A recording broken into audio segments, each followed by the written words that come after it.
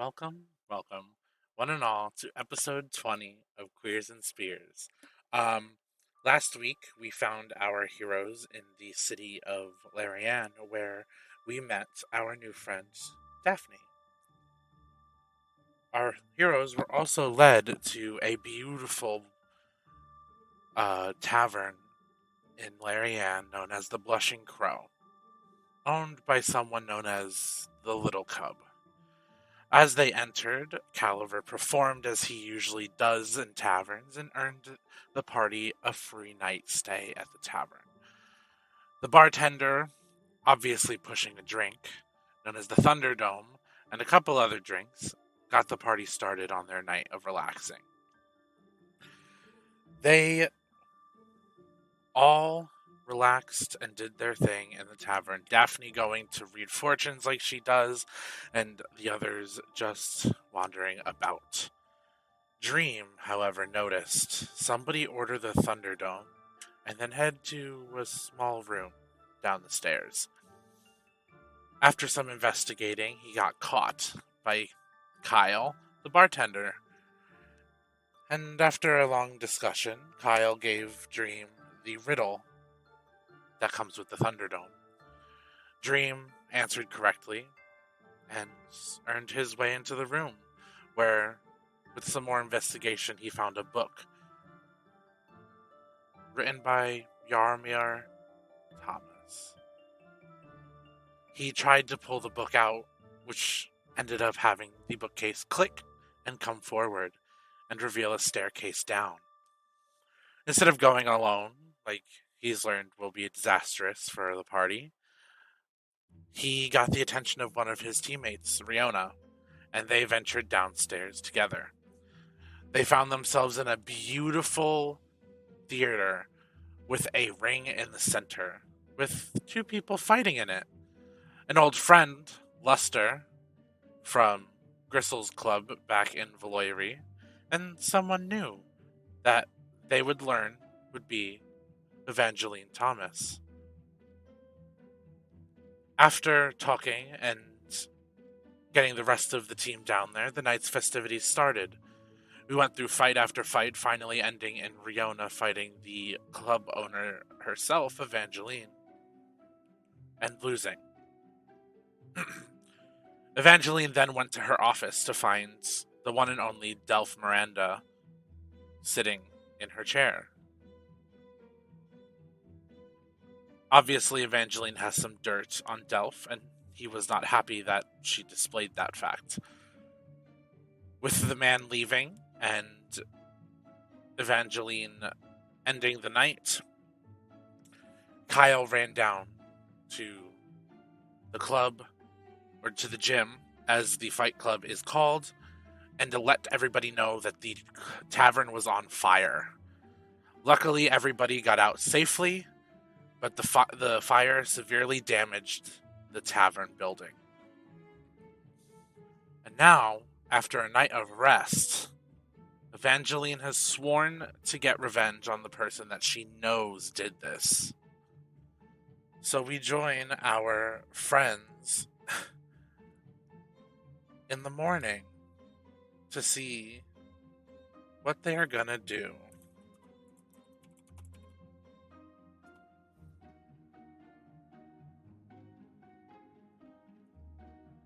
Hello, my gallant godlets. I still don't think we've gotten rid of enough states. Hello. Ah! Andrew. Greetings and salutations.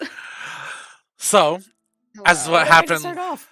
Yeah, that's fun. Wow. Wow. So as we left Wow. off last week, the tavern Wow. was set on fire, and the group split up to spend the night sleeping and resting, as Evangeline prepared to take revenge. So I'm going to roll a trusty D10 to see who we start off with.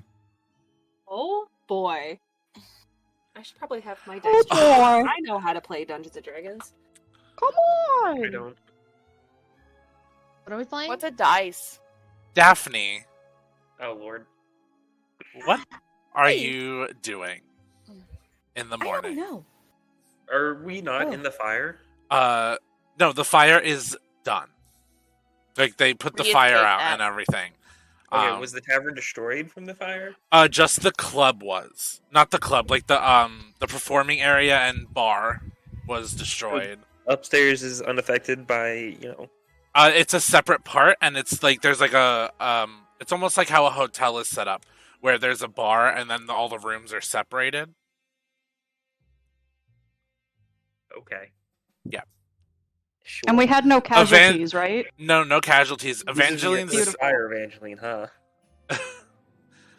this actually, Evangeline, is this the first fire that's ever happened at the Blushing Crow? This is the first fire that has ever happened within the Blushing Crow. Yeah, so Daphne, you have a new friend that I forgot to mention in our update. Frankel, who is sitting against your bedroom door as you sleep.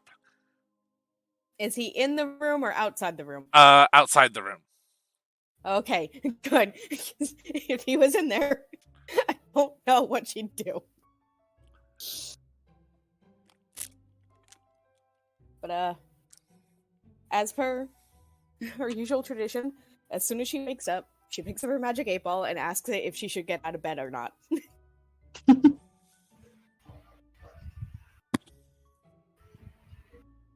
Without a doubt. Okay, so she gets up.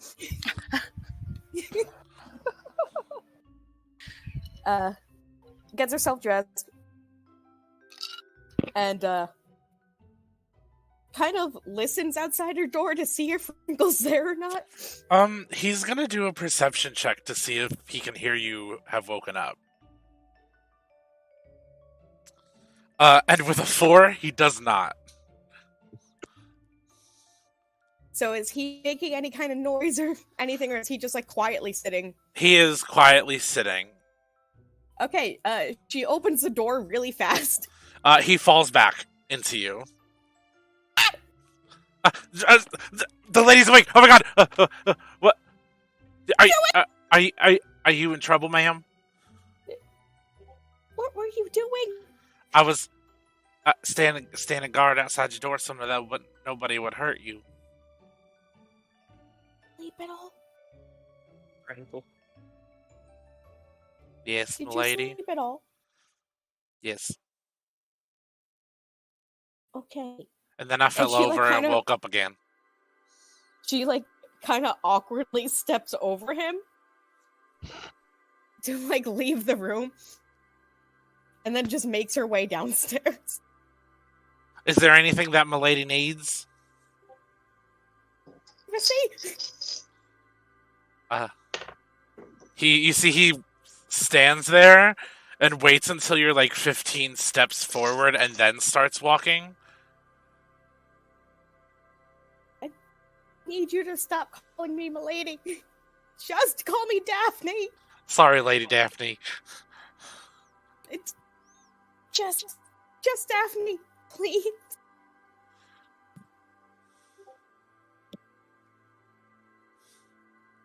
I'll try. Thank you. Yeah, he just follows like a little further behind you downstairs. What would you like to do? Well, with the tavern area, burned down like it is, Yes. she's probably gonna wander outside to find a place to get something to eat. What's the street look like right outside of the Blushing Crow? Give me a perception check. Hooray, I forgot to grab my dice. That's okay, I have some right here. Big mood. Alright. If any of our friends are using D&D Beyond, don't forget to turn down your acceleration. Thanks. Wait, what? Oh, let me... 21 perception? Jesus fucking Christ. Big brain time. Okay, so the Blushing Crow is in the perfect spot in the city. It is right in the epicenter of like the bazaar and what a lot of people call the food court. It is right outside the door is actually a line of food stalls. So you can buy like there's like schnitzel, there's like fried gillweed rats, there's a gillweed rat egg stand. You see some gourmandula stew stands. And you see Skyert steaks on sale, and then they have some like vegetable stew and some other hearty like vegetarian options. Question. Yes. What does the environment itself look like? What's the street look like? It's cobblestone. So it's a cobblestone street, and a lot of the buildings are brick mixed with wood. And except for when you look up higher towards like where the university is, then you start seeing like valuable stone buildings and stuff like that. But in this area, it is like easily fixed materials or what buildings are made of. Okay. And it's bustling for this early in the morning. Right. Are there any trees or shrubbery around? There are. Okay. Daphne walks up to a tree and snaps off a branch. Okay. And then starts eating the leaves. Oh my god.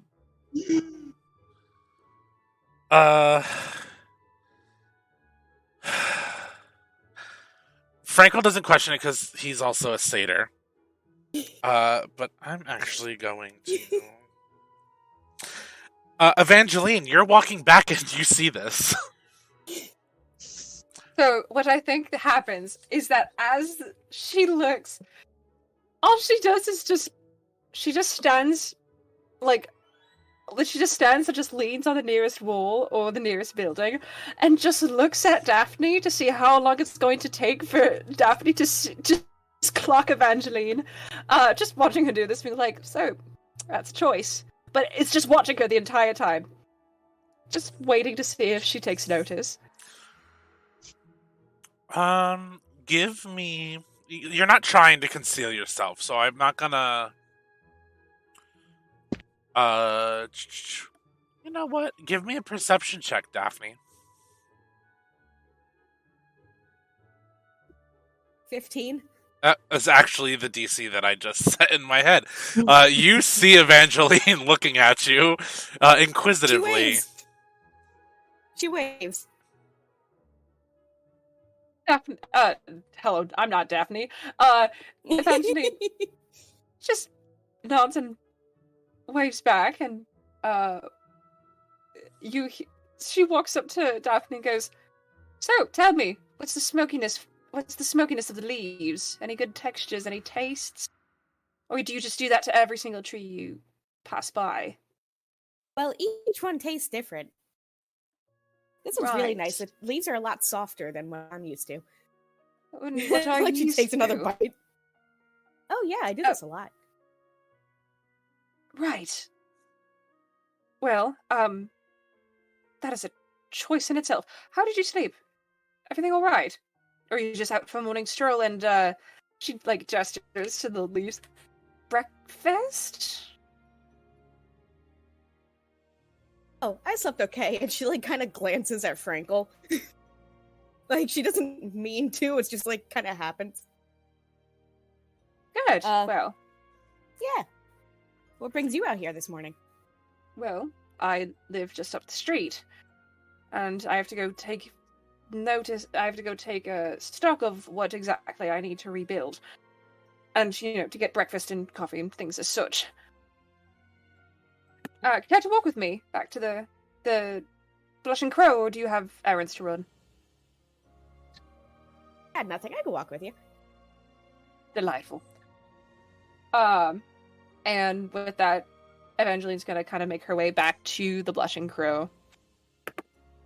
Awesome. Let me... 18.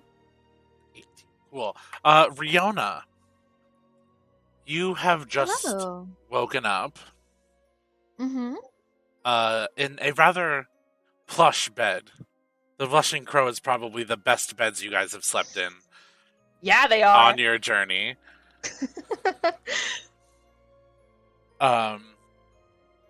What are you doing? Riona is taking full advantage of having probably the best bed she has ever slept in her life. And is probably still curled up in bed, like maybe leaning her, like her back is like against the headboard. And I think she's looking through the newly acquired book she has. Oh, Raynor's book? He did give it to her after all. Oh, this is gonna be fun. Mm-hmm. It's always comforting to hear the DM say. Give me 1 second. I wasn't expecting you to look through this. Give me. Is this content going no. to be allowed on Twitch? How many are there? It's spiteful. Too bad someone's not here to enjoy it. Give me a D6 or a D4 roll. D4. Okay.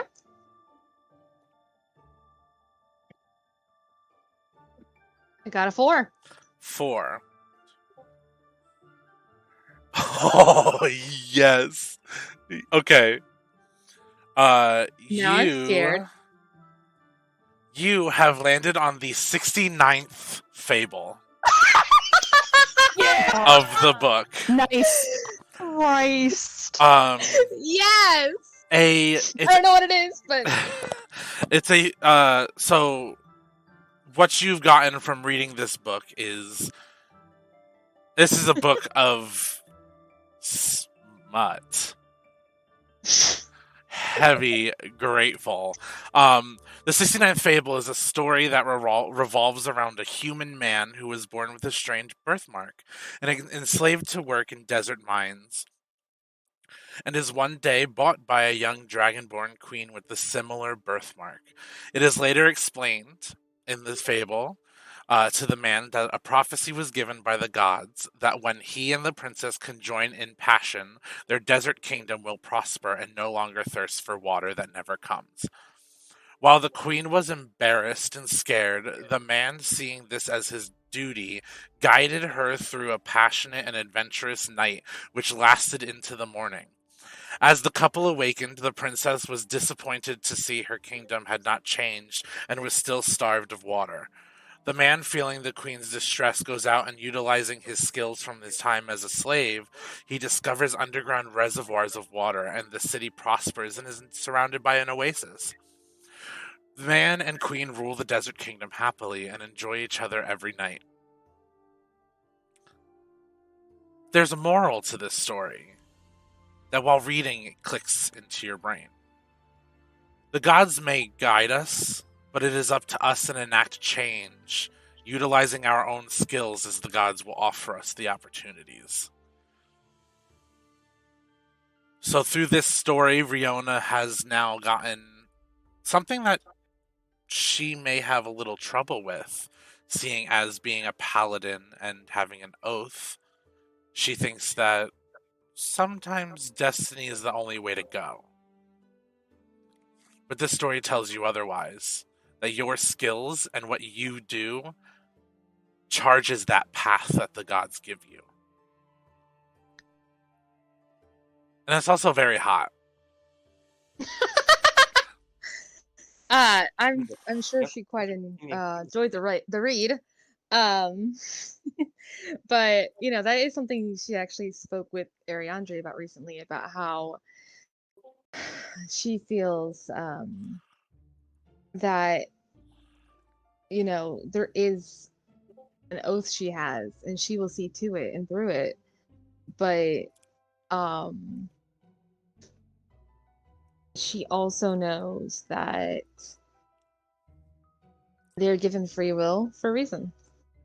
What she does with that is up to her. This is true. As you So, are I think sitting there reading, you feel a little head bump the back of the book. And then you see Rune's eyes pop over it. And tilt his head. Are you? I think she closes the book and sets it down. And gives Rune a little chin scratch. Said, Are you jealous I'm not giving you any attention? He chirps a little bit, grabs the book in his mouth, and runs out the door. Riona, only probably not even halfway dressed, runs in after him immediately. Let me... He is halfway down the stairs to the bar and table area of the tavern. I think Riona is gonna be like, is gonna say, Rune, stop, sit, stay where you are right now. Stop. You see, he turns around and jumps down to the bottom of the stairs and sits and looks at you. Riona begins yelling in Draconic. She's like, I swear to the gods, you need to sit right now, sir. And then runs, like, not necessarily runs, but like starts down the stairs very hastily. As you are coming down the stairs, he does that like play bow that like dogs do, and is looking at you and like moving, trying to decide which way he's gonna go as you get closer. She's gonna stop and say, just put the book down.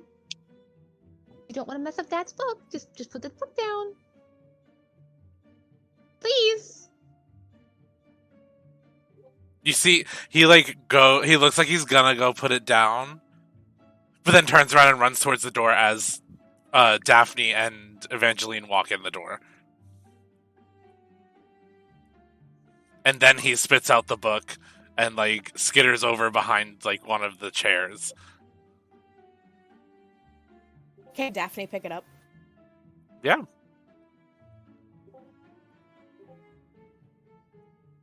She immediately picks up the book and like kind of turns it over in her hands. Oh, is this a gift? Hi, you're cute. No, it's... Evangeline will take the book and just like take a peek to see what's in it, and if it's still in the smut section, she's gonna reach and go, Do you read Celestial or Draconic? let me look. No, I don't. I read Sylvan. This book is complete gobbledygook to your eyes. Well, you know, the best writing some can't read. She takes it and hands it back to Riona. Thank you. Probably for the best, given the contents that I've learned. Great read, but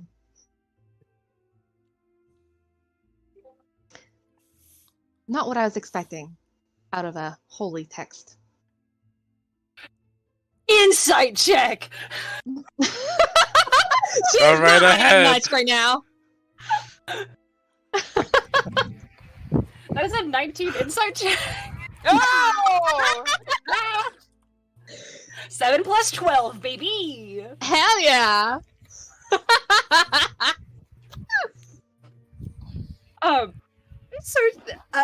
Evangeline kind of gives you the same stare that she gave Kuma the night before. She just goes, holy text, that's a word for it, and goes to the bar. Evangeline, as you go to the bar, you see Kyle pops up on his normal stool and is like, what can I get you, boss? Oh, just coffee with cream and sugar, Kyle. Thank you so much. Cool. Have you heard from the builders? Have they showed up yet? Or did they do their inspection today? They sent over a messenger and said that they'd be here about midday. I kind of took stock of everything that we needed to rebuild already, and sent it their way. So they should, I believe they should have a price to you by the time they get here. Right, good. Thank you so much, Kyle. Of course. Have you gotten anything to eat today for yourself as well? Yeah, I had like 6 gillweed rat eggs and grapefruit. Delightful. Good breakfast overall. All right. If you could get coffee for me and get some just tea, just biscuits, coffee, water, juice, anything like that, for the people that were here last night. Awesome. Thank you so much, dear. I'll get the breakfast spread ready. Thank you. And he hops off of his stool and goes to the kitchen, and you hear him yelling at the kitchen staff because it's usually very loud in the kitchen. So you have to yell. And he just kind of like peeks out the door and gives a thumbs up to you. Evangeline like matches the thumbs up with like, that's so much work, but okay. But it's the, you're doing great, darling. And he goes in. He actually goes in and actually starts helping them make the breakfast spread. I pay for him well. them. And who do we have left? We have 6 people left. So that will be Caliver. Is our next victim. So sorry. What are you up to? In the morning? Yeah, you can already be downstairs if you'd like, or you can be your usual haunting. No, I think because there was like the fire, I feel a little bad. So I'm gonna go around trying to cast like mending on some of the stuff I can, Oh, I love that. and then I want to ask the bar for like a cup of water. Oh no. Why are you asking for a cup of water? I'm thirsty. Mhm. I know exactly why you're doing it. What are you talking about? I just want some water. Okay, you get a glass of water. Tell me you're gonna pour it out on the floor. Because I know you're gonna do it. Joke's on you, I'm gonna pour it out on the ceiling. I cast shape water on the water and make it flow upward. Ah, no, I've been tricked. Bamboozled. It rains down on top of Riona. Well, I mean, it stays up on the ceiling for at least a minute. When it's done, it rains down on Riona. It- Oh, it- 1 hour? For an hour. Oh my god. By that time, it's soaked into the floor, the wooden ceiling. Yep. So there's just a wet spot on the ceiling now. Well, Riona, before she can get rained upon, is going to grab Rune and run back upstairs to put clothing on, because, like I said, she's not dressed. Yeah, Rune is making all of the noises of protest as you do this.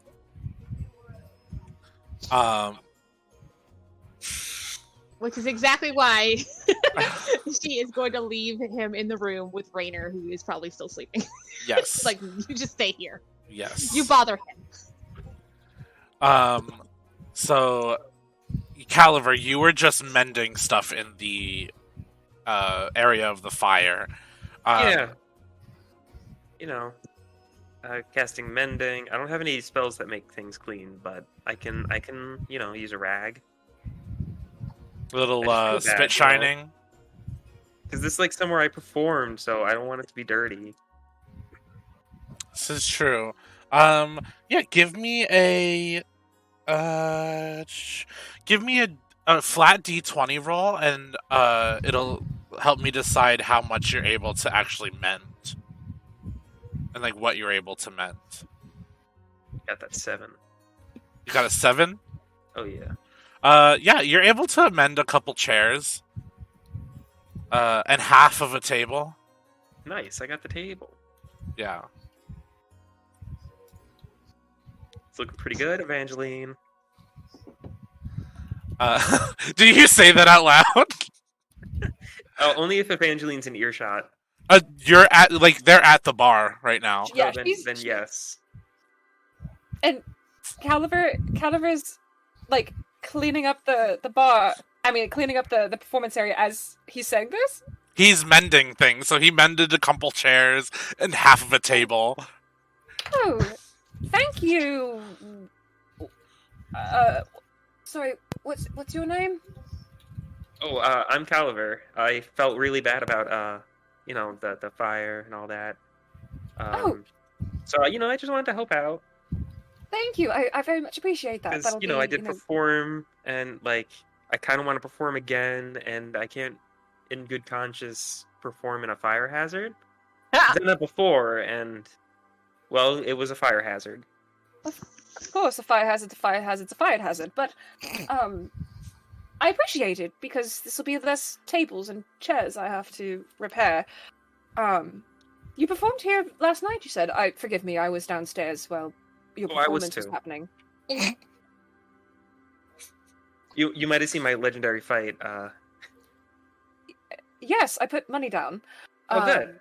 I hope you bet on me, because I crushed it. Yes, I'm aware that you crushed it, because I watched the fight happen. But so you performed upstairs and you were down here. That's great. Well, when things are back in order, I should hope to get you back on the registrar, the docket, if you will, if you would like to perform That'd be here. nice. Of course. That Evangeline's also putting up chairs that weren't burnt in the fire. She's putting them up and moving things around. And so you are with these friends over here, and kind of gestures to Daphne and is Riona back at this point, or did Riona go upstairs? Oh, she's back now. She Cool. went and got clothes. I put Rune away. Perfect. So she's like, so you're with these friends here? Yes, these are my best friends. Damn right. Delightful. Daphne gets so excited hearing that she's now Caliver's best friend. Am I your best friend too? Frankel She speaks just up. starts, vibrating with excitement. Frankel just sits there and goes, "Am I your best friend too?" Let's say it's acquaintances, Frankel. Let's not move fast. Okay. He sulks in the corner. Yeah. Go back to your Right. corner. What brings you all to Larianne? Oh, we're doing a tour, and this was the next stop, I'm told. A tour? What sort of tour? It's like some sort of world tour. We're supposed to perform in all the major countries and all the major cities. Oh. I think they're calling it Tour of the Gods or something.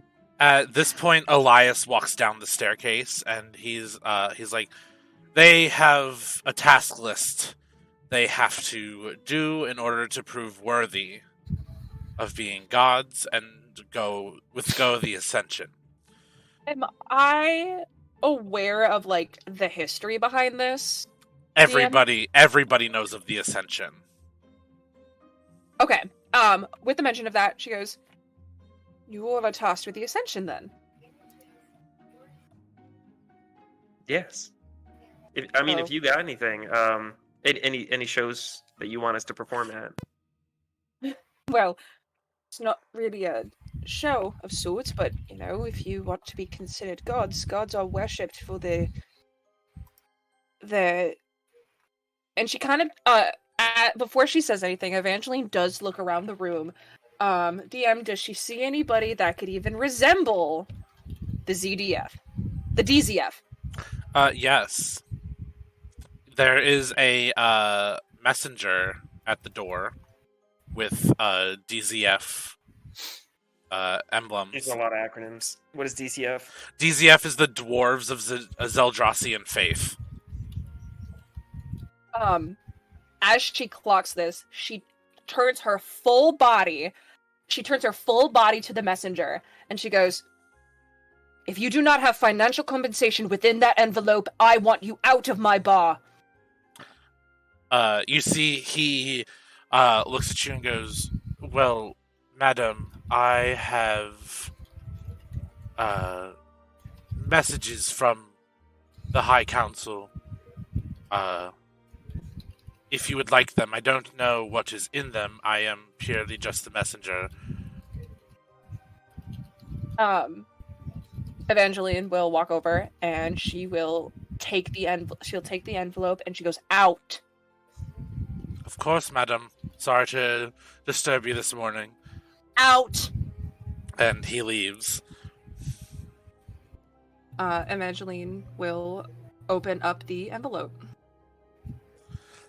Inside, it has a letter signed by the High Council of the Dwarves of Zeldrosian Faith, giving you condolences for the absolute catastrophe that happened to your your tavern. Any help that you desire, they would like to give. And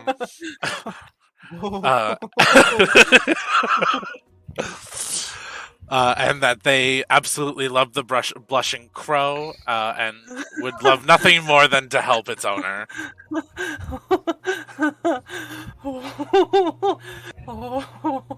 Okay. Hi. Character playthrough. Character. This is the character.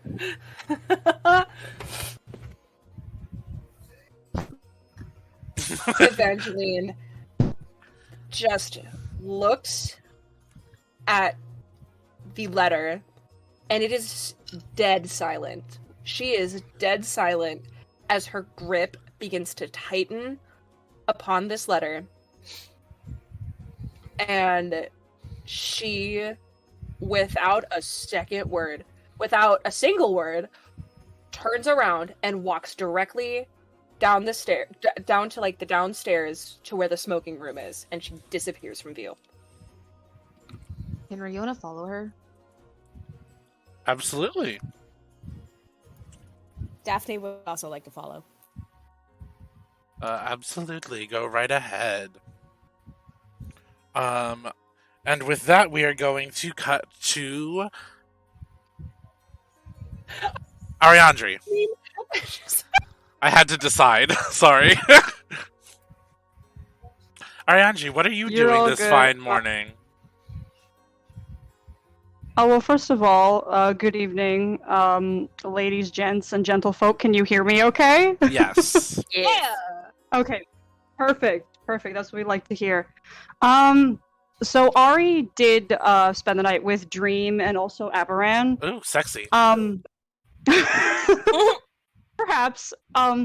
But I think Ari's probably the first one up, probably was up probably at dawn, just with everything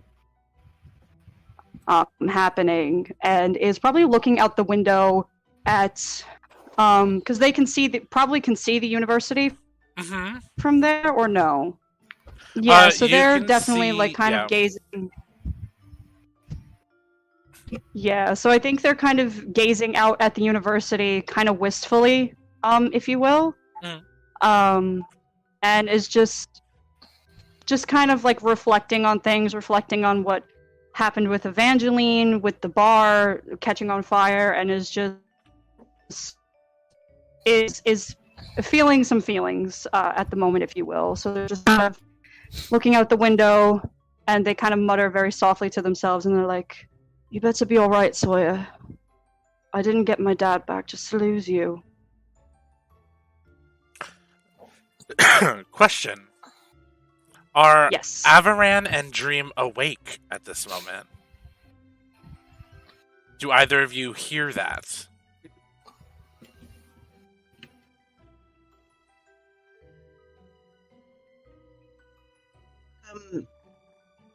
Dream, like, I want to say that, like, Dream was, like, napping, very, like, on and off. But probably, if words are spoken, his eyes kind of, like, flutter open, and he's taking in his surroundings.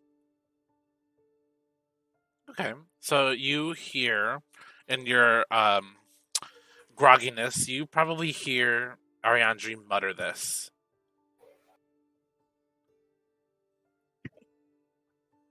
Can you repeat what Ariandri said? They said Of that course, they didn't get their father back just to lose them, and them is the name Sawyer. And so he's going to kind of like fixate his eyes on Ariandre and curiosity, kind of tilts his head to the side. And he goes, "Who are you talking about?" I do think Ari did not realize that anyone else was awake, so kind of jolts and turns around and is like, "Oh, Dream, I'm sorry, did I wake you?" He kind of sits up a little and he's shaking his head with a small smile. He goes, "Nah," he goes, "I was half awake anyway. It doesn't matter." And he'll scoot to the side of the bed and part of his features kind of turn almost serious. And he says, "How are you doing?" I'm doing alright. I know we didn't speak much, but I feel for Evangeline. It's, I might not know what it's like to have this sort of thing happen, but losing anything like that is devastating, and I don't know, I guess it just has my mind on some things. And Ari kind of looks out the window, staring again at the university, and is like, Sawyer, he's my partner, has been for a long time now. He's in the he is a student at the university, quite a bright one at that, and back after we defeated Garvix, he contacted me either via Sending Stone or message, cantrip of some sort, I'm not sure, but he told me he was working on something big and not to come find him, and that has me very worried. Dream's facial expression just quickly turns kind of perplexed, and he shakes his head and he goes, "This Sawyer, do you think he's in trouble?" Well, I mean, it's not impossible, but the Sawyer I know could worm his way out of any situation. He's quite a fast thinker when it comes down to it, but I mean, I don't know. I can't just leave when all of you are here, and especially not with everything that just happened. So, well, my hope is that next we'll get to the university and I'll be able to figure out what's going on. And I mean, at the very least, it's not like the university's on fire at the moment, so I have that to be solaced for. Yeah, not yet, but honestly, I guess it could happen. I know you didn't ask for advice, and I know I've told you this before, but fuck it. I mean, what are you waiting for? If you need to go, well, tell us. We're gonna go with you. Screw what the other people think. If you're worried for this guy, he means a lot to you. Yeah, he means. Yeah, and Ari's like, yeah, he means quite a great deal to me. He's like I said, he's my partner, and I love him. I love him dearly. I know this journey means a lot to everybody, mostly everybody, wanting to become a god. But what good is becoming a god if you don't have the one you care about next to you while you're doing it?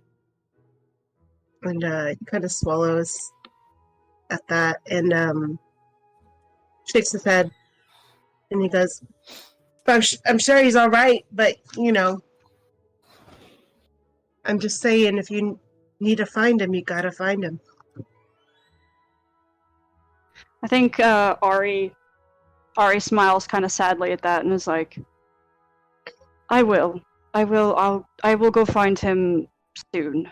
I think for right now, the party needs me, and it soon. If anything like what's happened with my father has shown me, it's that this group has amazing capabilities when it comes to beating out the odds and winning the day. So I'm confident, and I think Ari is going to take a couple of steps towards Dream kind of reflecting on what he said about what's it worth if you don't have the one that you care about next to you. And Ari's gonna just wrap him up in a big hug and just pull him close to them, and they're gonna say, perhaps I'm reading too much into it, Dream, but I'm so sorry for whatever you lost, and if you don't have the one that you love most with you. But in the short amount of time that we've been together, I can promise you that you've become very important to me. And I know I can't take the place of whoever was here with you before, but I will be your shoulder to lean on if you need it. Dream, at the first point of contact, kind of tenses a little.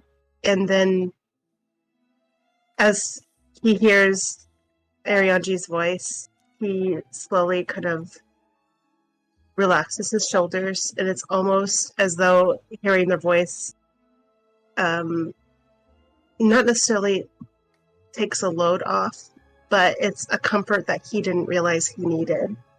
And he slowly lets his arms wrap around Ariandri, though he's careful not to touch their wings. And his voice is kind of low as he speaks. Thanks.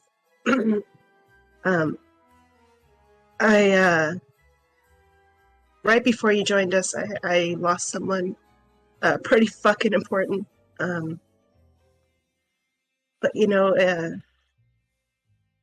all I can do is to make sure that doesn't happen to anybody else, right? And he shakes his head as though shaking his thoughts away. We're gonna help you find him, and we're gonna kick their fucking asses, and I promise you that. Ari is just like, I can't imagine what that pain must be like.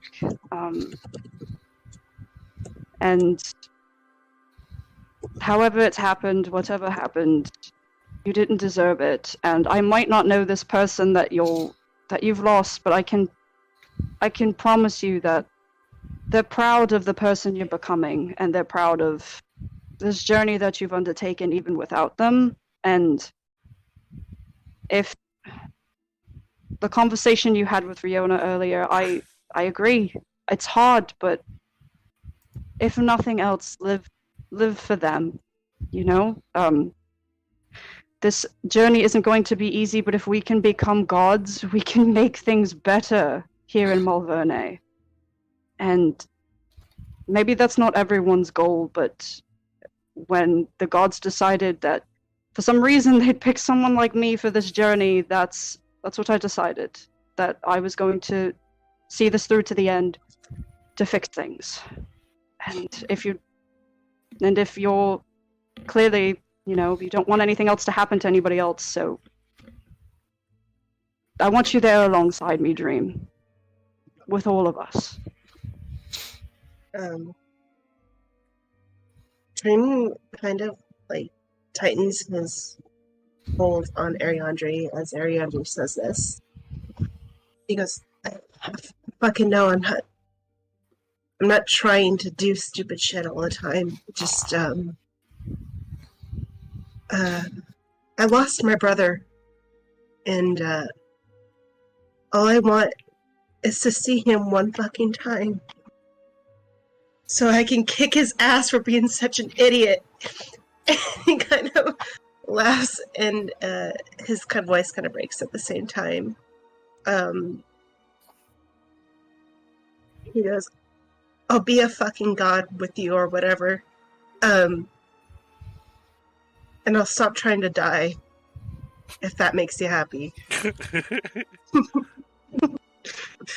It's not to make me happy. I want you to do it for yourself. Because if we do become gods, there's nothing stopping us from speaking to Kaisis and You know, I mean, it's the god of the dead. I don't imagine, you know, I don't imagine having access to godlike powers would be able to keep you from your brother, and I'm so sorry that you ever lost him. While this is happening, Avaran, could you give me a wisdom saving throw while you're sleeping? Oh, great. What the Okay. fuck?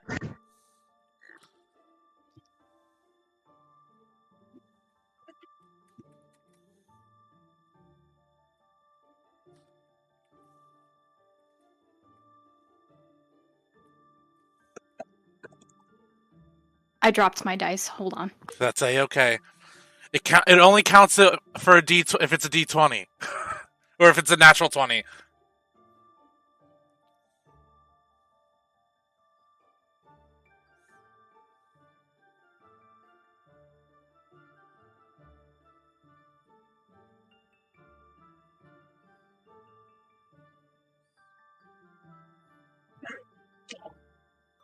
Okay.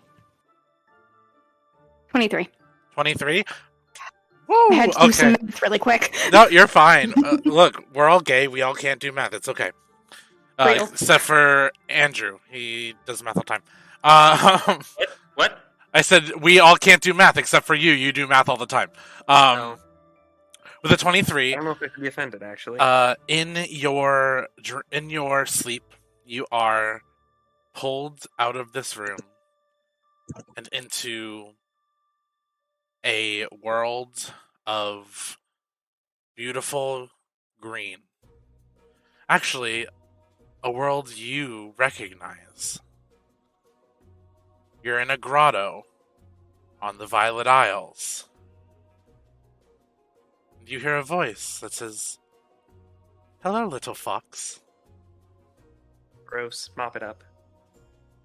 And it's a voice you recognize. We love a little emotional damage earlier in the morning. It's the voice of the druid that saved you all those years ago. But when you turn to look at the person, it's not the druid, but the goddess Nuna standing in front of you. Would Aaron even recognize who that is? No, but you recognize the voice, and she's a familiar feeling to you. But also, could you give me a perception check? Nuna's just getting up in everybody's business. Yeah, Nuna just be fucking out here. She's like, I'm claiming all these bitches.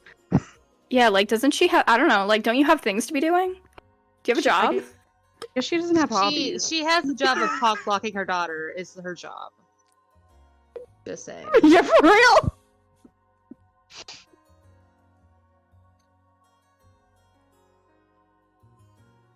Ouch, I got a 1. That's fine. This wasn't for anything around you. But even with the natural 1, you notice you're not in your fox form. You are standing in human form in front of It is worth noting that he wasn't in fox form, like, in the physical That's realm. fine. Anyway. She smiles and says, "How peculiar. I haven't seen you in this form before, except for, like, when I've watched your journeys with your friends." But He might not be in fox form. He's still growling, though. He doesn't trust this person. oh, don't fret, child. You see she shifts shapes into the druid that saved you. All well and good, still doesn't trust. And she says, "Perhaps this form is more comforting for you." It is not. I just have to say, you've come to trust these people you travel with, do you not? He doesn't answer. I guess I deserve this, as this is rather off-putting to just pull somebody into this realm, who hasn't had it done before. But I just wanted to say, you've grown from that little fox that I pulled from the wars. And I'm quite excited to see the type of warrior you become by the time you come meet me again. Give my best to my grandchild and my daughter, if you wouldn't mind. But I'm excited to see what you can do now with this newfangled form that you got. Does he even know what she's talking about when they talk about, like, grandchild or whatever? Averin, I'm pretty sure, has heard. I know he was around while that conversation was going on. I don't know that he was paying attention. That's up to you then. You can give me a history check or a flat intelligence check. Okay, we'll do that. If you'd like.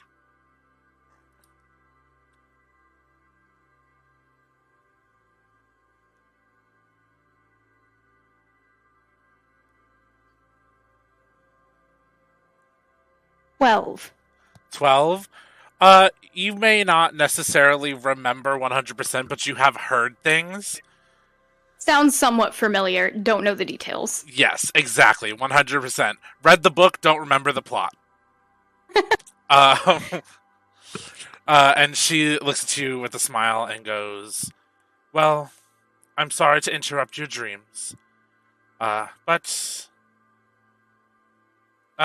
you were the only one that one of us hadn't visited besides Caliver.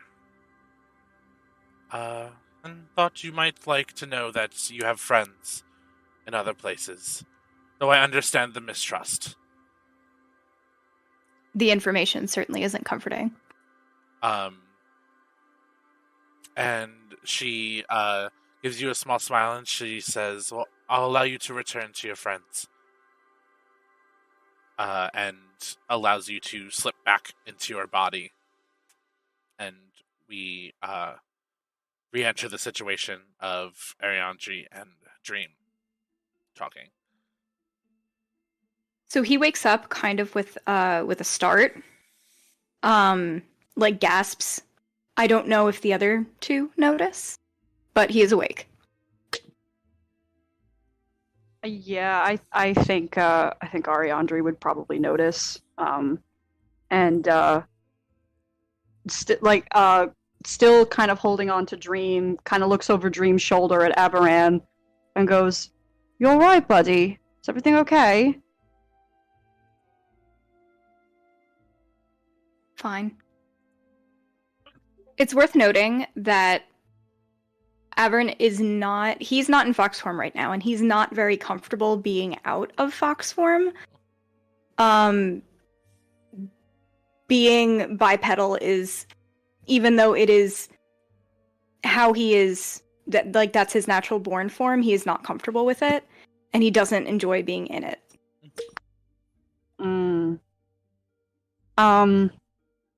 Yeah, I think Ari is gonna just kind of rub Dream's shoulder and kind of step out of the hug and walk over to Avaran and sit on the bed and go, "Do you want to talk about it? Or I've never, even when we first met, I told you, I didn't know you could turn into a man, so this is new." He just shakes his head. But he does say sorry. He apologizes for interrupting the moment. Ari shakes their head and it's like, I don't think we mind. I think we'd rather make sure you're all right. And Ari kind of looks at Dream. Dream also, looks over at Averin, and you could see a kind of a concern on his face, and his eyes kind of break over him, and he stands to kind of come closer to both of them, and he goes, You didn't interrupt anything. What happened to you? Are you okay? I'm fine. He's a little terse, due to history that I will not yet reveal.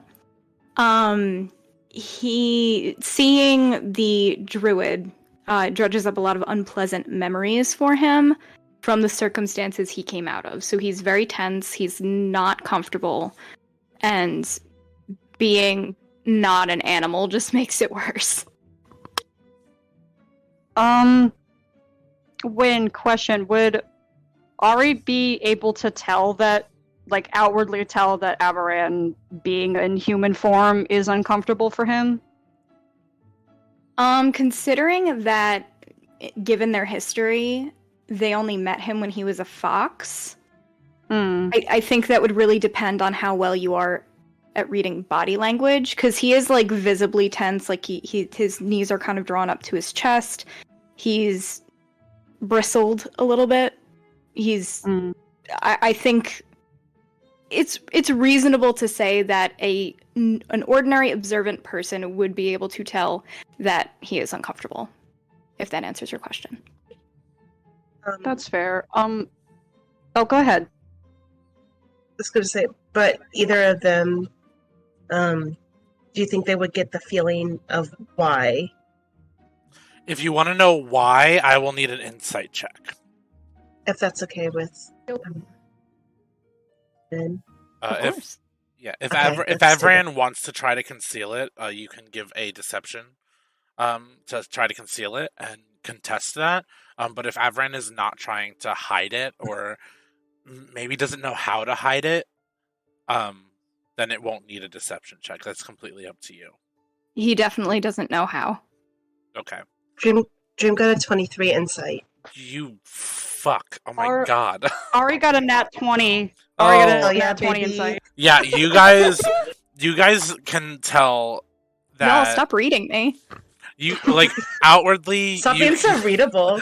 like, outwardly you guys can see he's uncomfortable, but you guys can kind of, like, like, you guys have never seen him in human form, like, this much. Like, this is the longest you've probably seen him in human form, besides when he was high as fuck. It's probably the longest he's been in human form the entire campaign. Honestly, Dream would like to kind of look at him and kind of, like, thought for a long moment, and then almost as an afterthought, he shrugs off the fur that's around his shoulders, as seen in the character art, and he As seen on TV. Yeah, as seen on TV, and he takes a step forward and, without even asking, who drapes it around Avran's shoulders. Avran starts violently, but he doesn't push Dream away. He's just very on edge, and being touched not as a cute little furry animal is foreign to him. But he doesn't make a move to push them away. He just kind of, like, shrinks a little bit. He doesn't make any move to further touch him. He just kind of, like, lets it drop on top of him and takes a step back. And there's almost an apology in his eyes for making him startle. And he mutters, "Sorry." Would you be more comfortable, it's fine if you want to go back to being a fox, and we're not going to, we're used to you like that, so if that would be more comfortable, go ahead. Avran speaks up a little bit, but it's very quiet. All he says is, "My fur smells like fire." And that's the reason why he assumed human form to begin with, because that also dredges up really unpleasant memories. Ari looks very visibly upset and is like, "Oh, sweetheart, I'm so sorry. I've never exactly bathed a fox before, but I can try if it would help." Are there bathhouses around here? Dream's asking, as am I. Ariandri, give me a intelligence check. They're just flat intelligence. Sure. Hee-haw. Give me 1 second.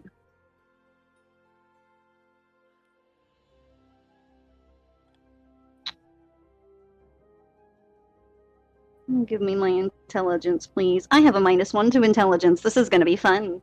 Oh god. Ari got a, oh shit, fuck. Hold on. Ari got a 13. You would know that there are bathhouses and spas, but they are not in the immediate city. But you guys do have a bathroom in your room. You have indoor plumbing. Oh. Evangeline's got it all. Hell yeah, she does. Yeah, she does. That's what I'm talking about. She's a sugar mama in her yes, own right, baby. You want an allowance? Yes. Fuck. Oh. I'm gonna work for her. Fuck Kyle. Thanks, Mom. I mean, if you ask nicely, he probably will. Dream will pass. As long as you don't claim that you own the place, Kyle will probably do what you want him to. Though he does take after Luster Dream. What do you mean? What do you mean? But we're gonna cut from this little do I bathe you, do I not situation, and go to Kuma. Kuma, what are you doing? As everybody's having heartfelt instances. Or smutty instances. Or just eating some leaves. Yeah, that too. Frankel did grab a branch too, by the way.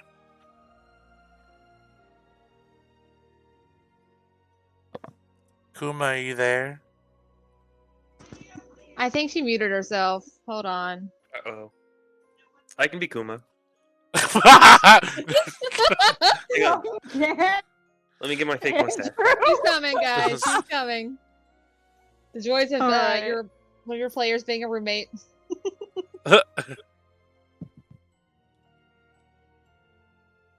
Oh. Dad, hold on. But you said she was coming. She went. I mean, I didn't say where she was going. It's okay. Can you hear me now? Yes. Yes. Yeah, my Discord sometimes mutes me for no reason. I get it. It happens. And then I can't come back. Kuma is probably doing, or has probably finished up with her morning stretches and all that stuff, and has probably come down to see if there's something to be had for breakfast, whatever that might be. Oh, if you're coming downstairs, Kyle had the whole breakfast platters set out for you guys whenever you're ready. Oh, okay. Then Kuma's definitely probably gonna fix themselves.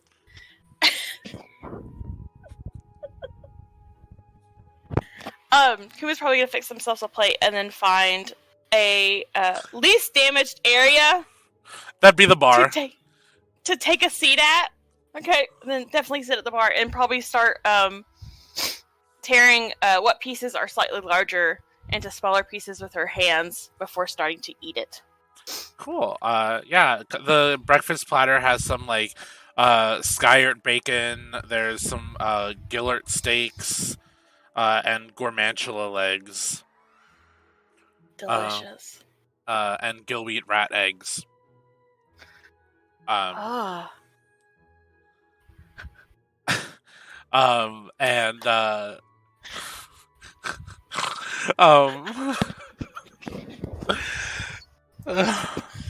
I'm blushing.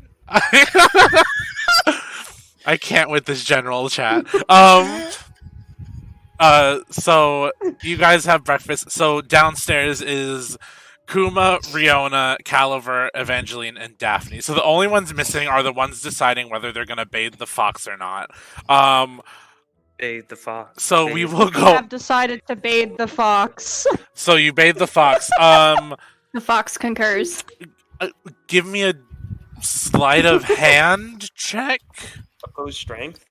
Opposed. What is Avaran like fighting it? He Or is allowing it. welcoming? He doesn't want He's to allowing it. smoke.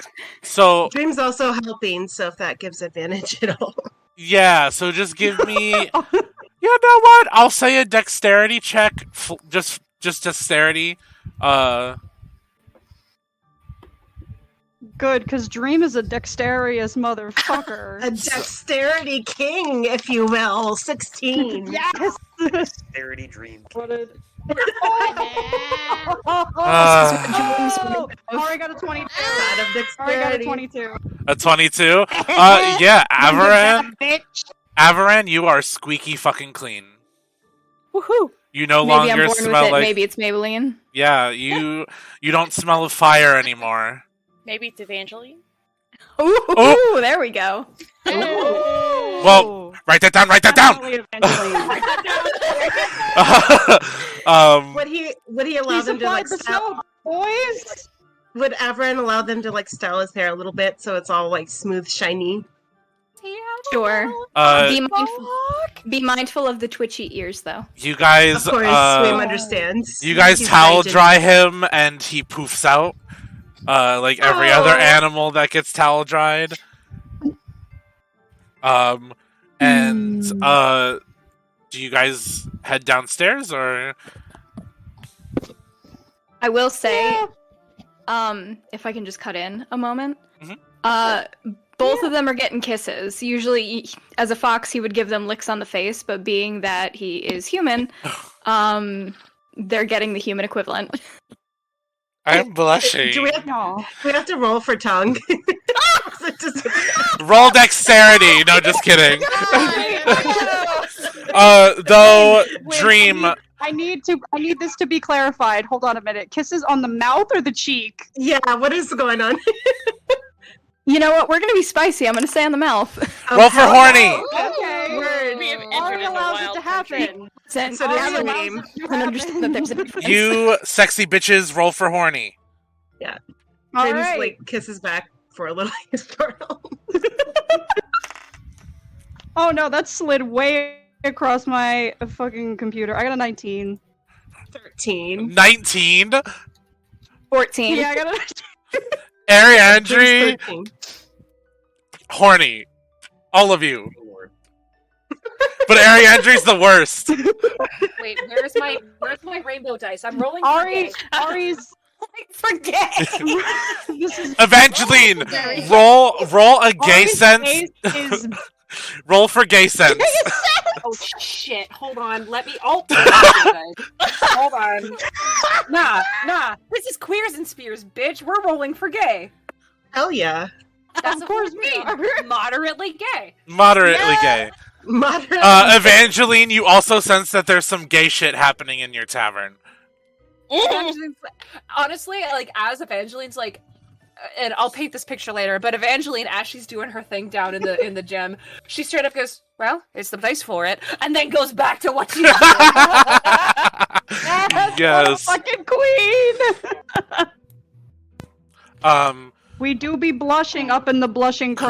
Cool. Also, Yeah, you are. Dream Riona went downstairs, and so did Daphne. So, what do Daphne and Riona happen upon as they follow you? So, Evangeline is a tall bitch. I think she was like 6'2". I think that's what I said. If I didn't, she is now. She is already down in the warm-up area of the gym. Her loose, like, long sleeve shirt has been shed. She is in a sports bra and her regular just leather pants and her boots, and she is at a punching bag, going to town on this punching bag. Like, this is something that you would see in a fight, but this is on a punching bag. And she is just going to town on this thing. Like, blow after blow, kick, all these different types of combos. And you do see on her shoulder, all the way down to about her elbow, it looks like it is a ink brush tattoo that is on her left arm as this is going on, and I will put a picture in our own chat as soon as I grab it. But yeah, that is what you see, and she's not talking to anybody. She is just letting loose upon this punching bag.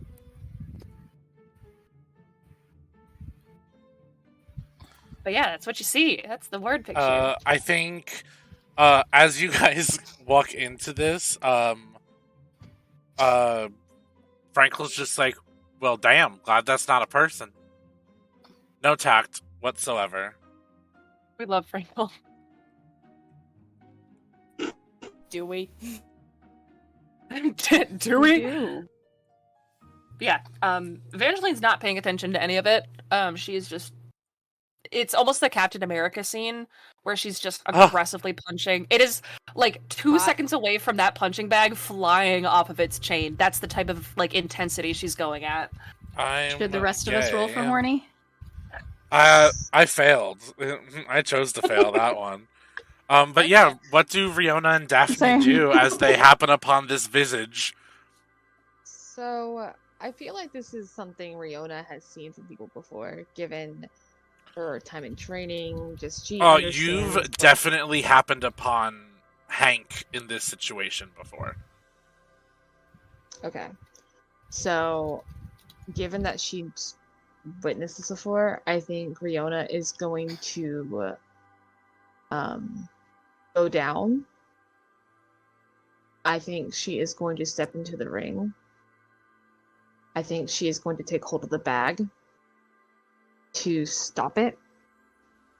And she's going to look at Evangeline in the eye and says, who do we need to take down?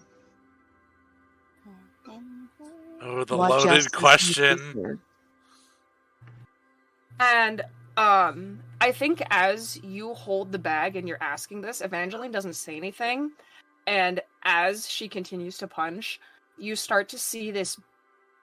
It's almost like black smoke coming off of her in wisps as she just continues punching this bag. And that's all you see for a little bit before she... DM, can I roll to see, even though Riona's holding it, can I roll to see if I do punch at least a hole in the punching bag? Yeah.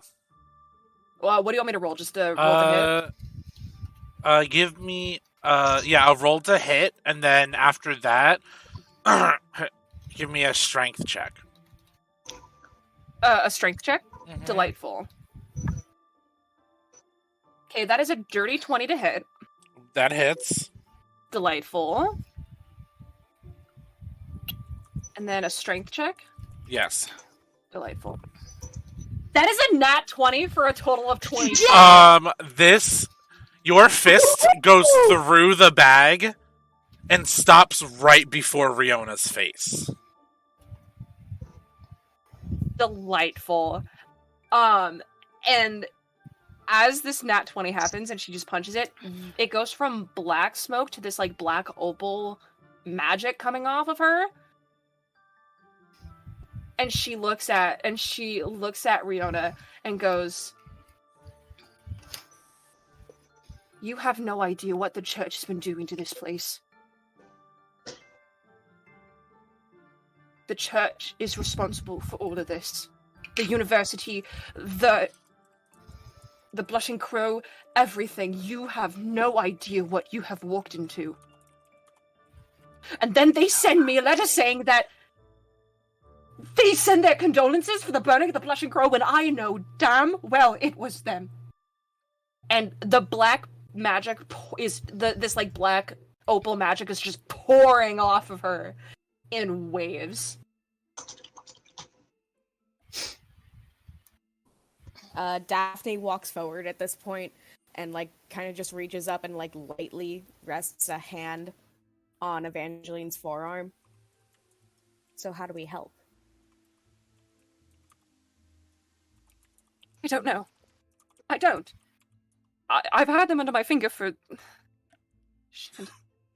8 years now. Because they're an investor. The entire church is my investors. And don't get me wrong, I won't lose investors. And she kind of, and instinctually just pulls away from Daphne's grip and goes, but there's something far deeper going on.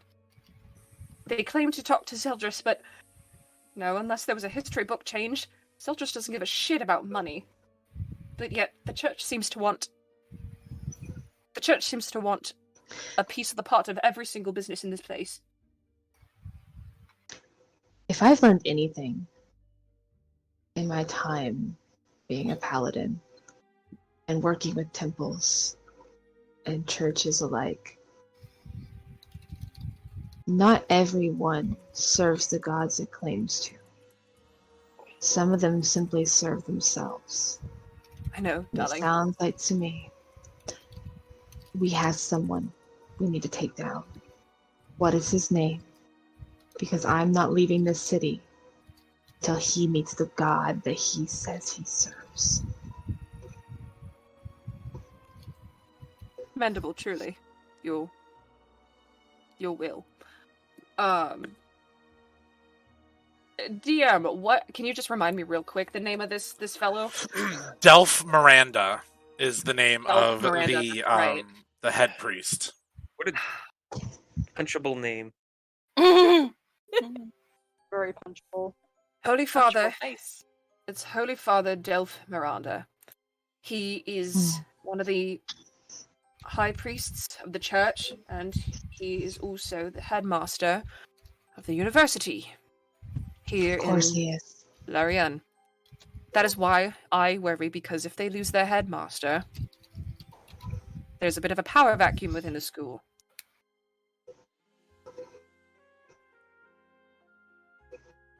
Hmm.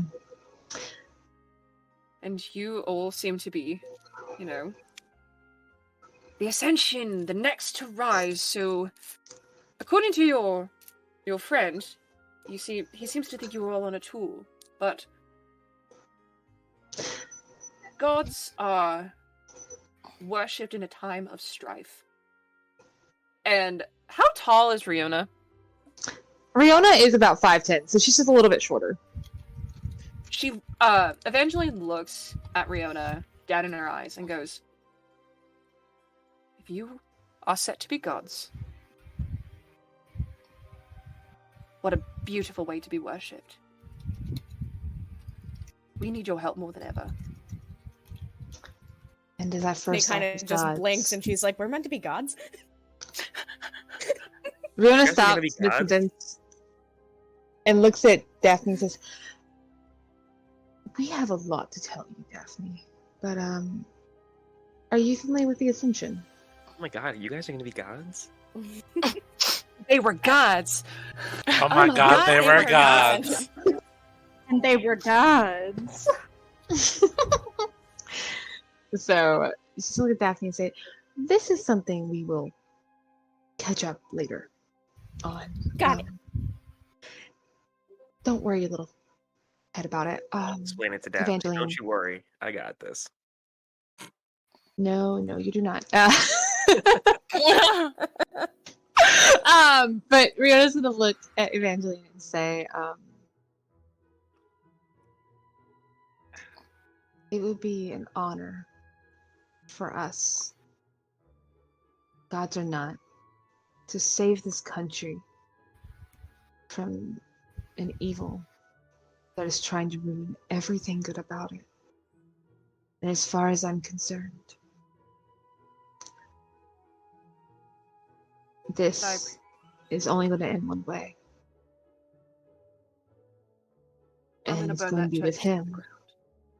And I will help you like the match. Tell me, Riona, it seems like you have an experience with this. She gestures whole god thing.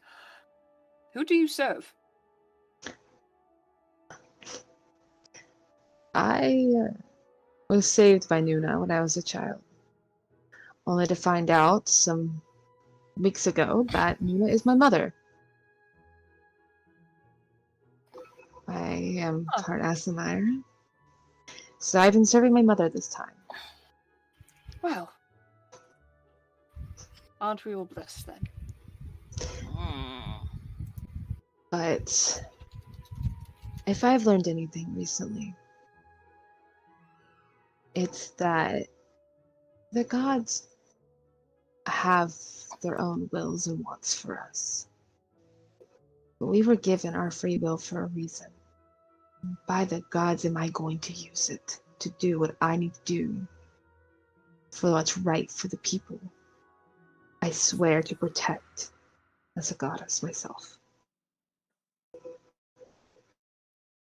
Evangeline smiles, goes, I admire your loyalty. I truly do. I just hope that won't be your downfall. And with that, Evangeline is going to unclip the punching bag from its clip and kind of hoist it over her shoulder and bring it to the, like, kind of dead soldier pile where there's, like, probably a bunch of torn up bags. And she goes, well, who wants to burn down a church? You hear a very small, very quiet me from upstairs.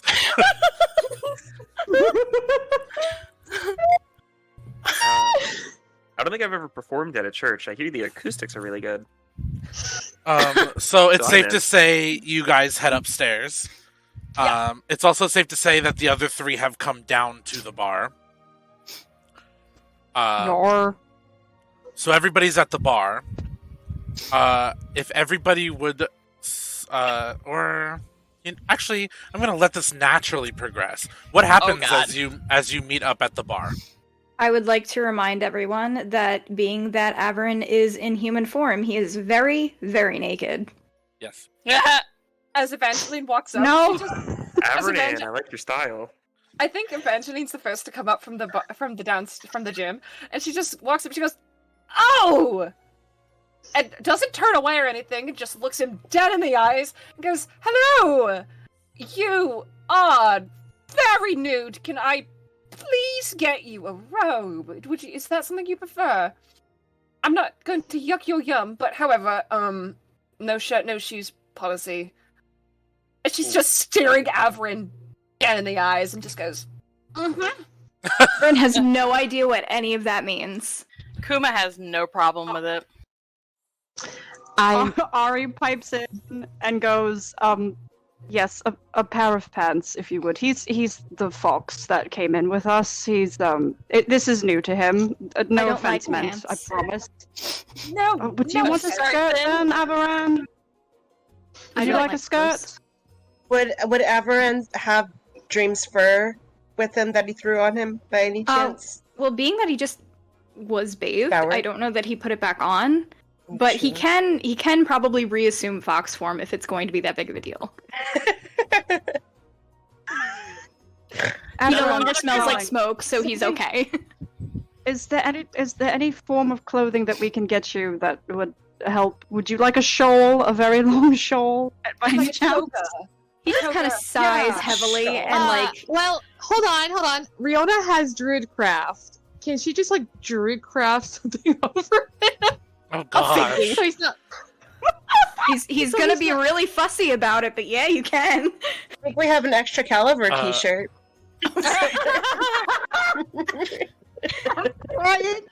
Merch. There is an extra caliber t-shirt, and it is big. I mean, Averin's 6'4" is it big enough? Oh. It could be. It's a crop top. Can we just say it's big enough? Look. Elias is gonna be like a caliber shirt and a pair of booty shorts. Can this happen? The booty shorts say juicy. Riona is going to Druidcraft some Daisy Dukes onto him. Beautiful. Oh gosh. He's very unhappy about it. He's like squirming and like pulling at them. Elias is just gonna look at you, Averin, and be like, are you... You're not gonna be the fox? I want everybody to be aware that upon coming upstairs and seeing this, Daphne has been covering her eyes the entire time. Oh, Daphne. You peek through your What a hands. queen. No, she does not look. I mean, if nobody wants to see him naked and he doesn't want to wear clothes, he could always turn into the fox again. Am I wrong? Oh, this is Elias speaking. Evangeline looks to Elias and goes, "See, that's what I was about to say, but no, they've decided to clothe him like They- a fool." Just saying. They do that a lot. They're a chaotic bunch. Are you their chaperone? Who are you? My name's Elias. I'm their friend. Elias. I used to work for one of their friends, and then I don't work for her anymore, and then she was pushed off of an airship. And I'm just with them because I don't know what else to do, and it's my normal. Oh, right. Okay. Well, pleasure to Does meet you, Elias start crying? He just starts weeping. Elias does tear up as he said the airship part. And I think Evangeline goes, "Oh, okay, darling, no need for tears. Pants. So, have we figured out pants? Are you comfortable in this? Do you want something else? However, you were very nude, and your nudity won't be as accepted here in Larian for a lot of reasons. So, is there anything I can get you to make you more comfortable?" The only thing he says is, "I hate this." And Evangeline looks at him, with everybody else talking, and she looks at him, dead in the eyes, and goes, "Would you like to go back into your fox form?" You know what? He does. And then as he does, obviously he's much smaller, so the clothes just kind of fall off of him. And then he takes them in his mouth and starts shaking them like a dog does with a toy. Oh, like Garvix's dick. Oh. Exactly. Oh, okay, all right. What's the name? Avaran. Everan, darling, can I take that? And she walks up to the fox, almost like a dog, walking up to a dog, trying to get the toy from the dog. She goes, "Everan, darling, it's not gonna hurt you. Can I have this, please?" He interprets this as playing, and he starts evading and pulling away with it. And with that, Evangeline stands back up and goes, "Well, with that out of the way, I think you all deserve an answer to all of this. So why don't we step into my Office of Swords?" Yeah? Yeah, of course. Sounds good. Yeah, Yes. I think that would be. I think that would be amenable. Lead the way. Right. Evangeline will pull them into this almost secondary office space. It's an office, but there is a small space that could be a living quarters if it was a last minute thing. Kuma's gonna nudge Daphne and tell her it's fine, that she can look. And then follow after them. Elias just under his breath goes, for a satyr, she really does not like nudity. Not everybody's comfortable with it. I've never met a satyr that isn't comfortable with it. It's different, but different isn't bad. Kuma's just gonna give him a kind of annoyed look and just move on forward. Perfect.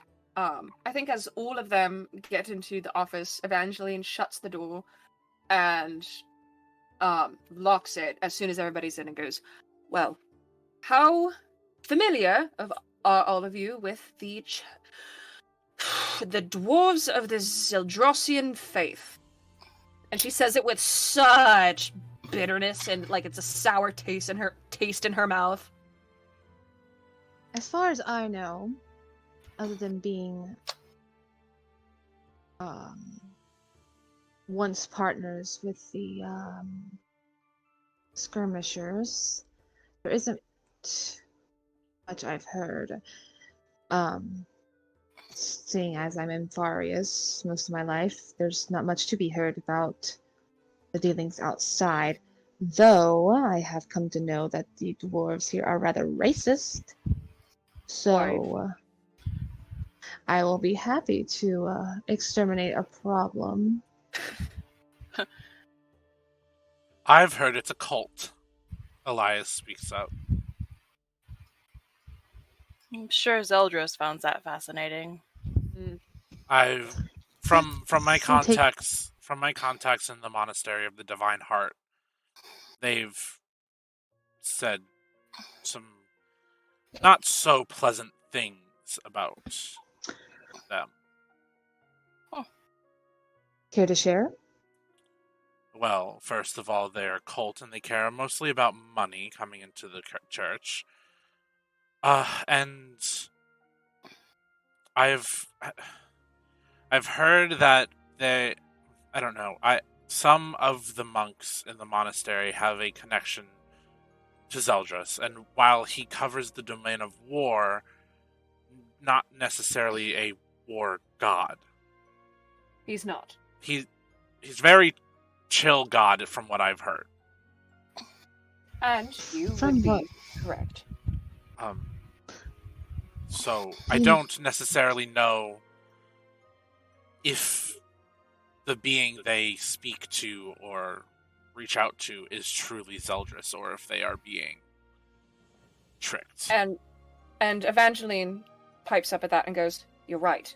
It's not, because Zeldros, as the typical god, as the definition of Zeldros goes, Zeldros does not care about money.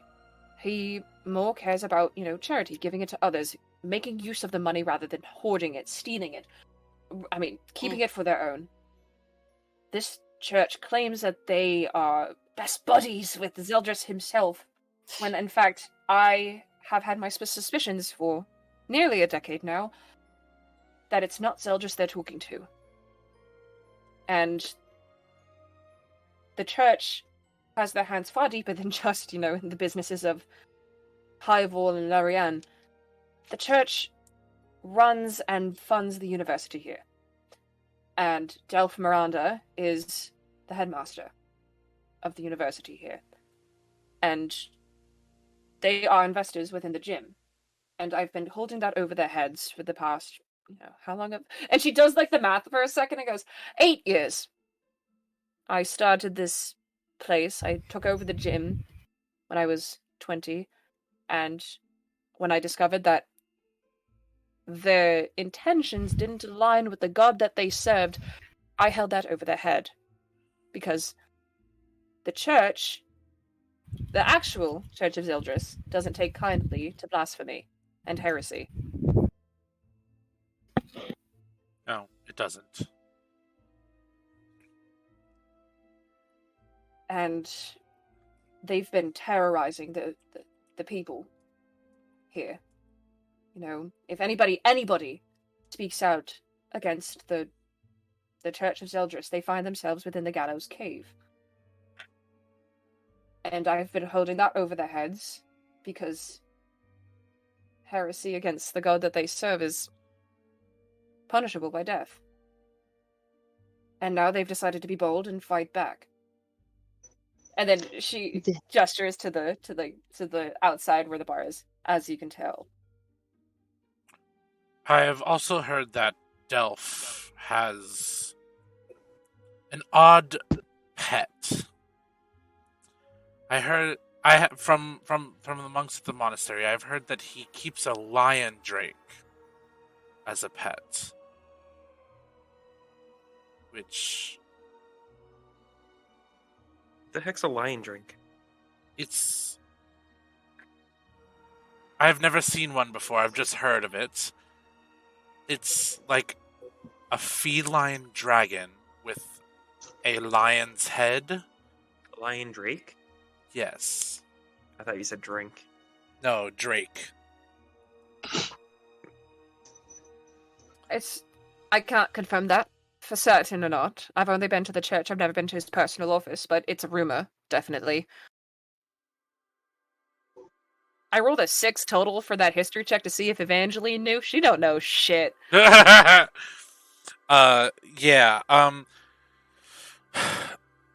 Elias is going to look at all of you and be like, well, if any job seems like a job for aspiring gods, I think this would be it. This would get your name out in the capital city, no problem. And this is more than just a performance.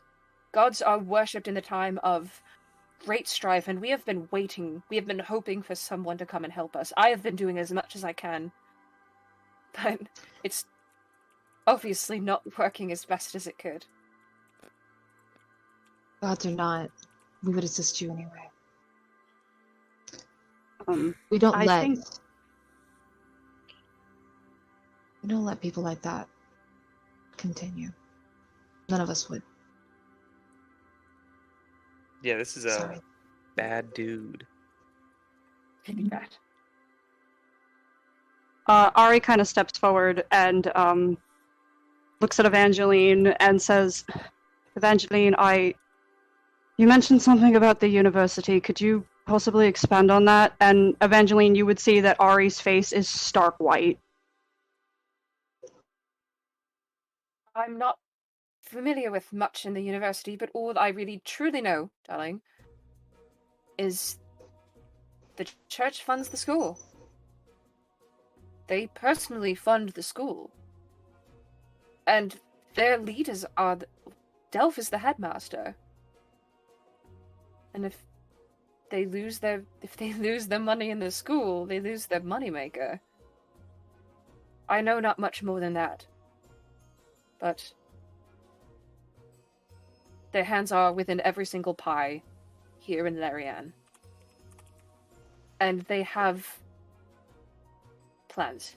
They have plans to open up the Violet Isles for war, is what they're trying to say, and that their god, they're spreading the message of Zeldris throughout the land and, conquering and, whatever conquering churches have planned. Well, they have something else going on. That's all I know, and I've been trying to hold that over their head, and it's not working anymore. Well, seeing as that the Violet Isles are the home of my mother, and my partner is in the university, it sounds like this man needs to go. And as much as my party members have said, you have my axe. You have me. I would be honored to help you, as would all of us. In that moment, you hear a knock on the door. And Kyle peeks his head in. Dream rolls his eyes. Madam, if you wouldn't mind the interruption, I think I have information that can help you. Yes, Kyle. Kyle, come in, darling. Don't hold the door open. You're letting out the cold air. He steps in and looks at all of you and goes, I was a student at the university about 2 years ago.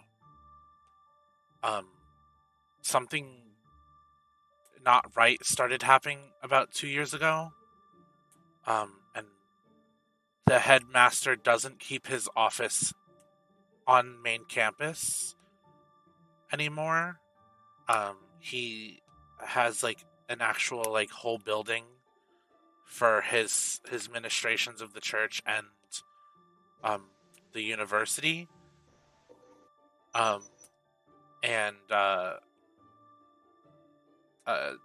There's just been a lot of people acting weird on campus, and some students going missing and then reappearing. And a lot of infernal magic going on. When I was there, I had these glasses that I could always I could see the type of magic that was going around, and a lot of the times it was infernal magic, and that really wasn't, unless you were a warlock or something, which were allowed in or a cleric or something. Like there were other magical beings, but like infernal magic wasn't really it was scarce in the student population. But about 2 years ago, it started becoming normal. Infernal magic is very volatile. Yeah. And it's something that's typically not used up in the mountains due to, you know. And she kind of gestures to, like, the area, and, you know, the last thing we need is a infernal beast being summoned within the mountains, and that's a whole other story for another time. Yeah. I don't know whether the person that you have at the university is safe or not, but that is what is going on. And she looks at Ariandri and goes, "Are you going to be all right when we go to the school?" Ari takes a second and goes, I will be fine. If something has happened to Soya, if something has happened to Soya akin to what just happened to my father, then I need to see to it that he is brought to his senses. Evangeline, I know you're probably not familiar with what they do for practices, but when we were in the capital of Valori, they had taken our friend. They took Oplin after she'd fallen, and they used her in a ritual, a spell of some kind of magic that left her essence, her being, everywhere afterwards. And from what I gather, they're trying to do whatever the hell they need to do to move those isles. And I believe all of this is somehow connected. So I believe they're looking for someone with that divine soul to use as another piece of their puzzle. Right. We can't allow that to happen.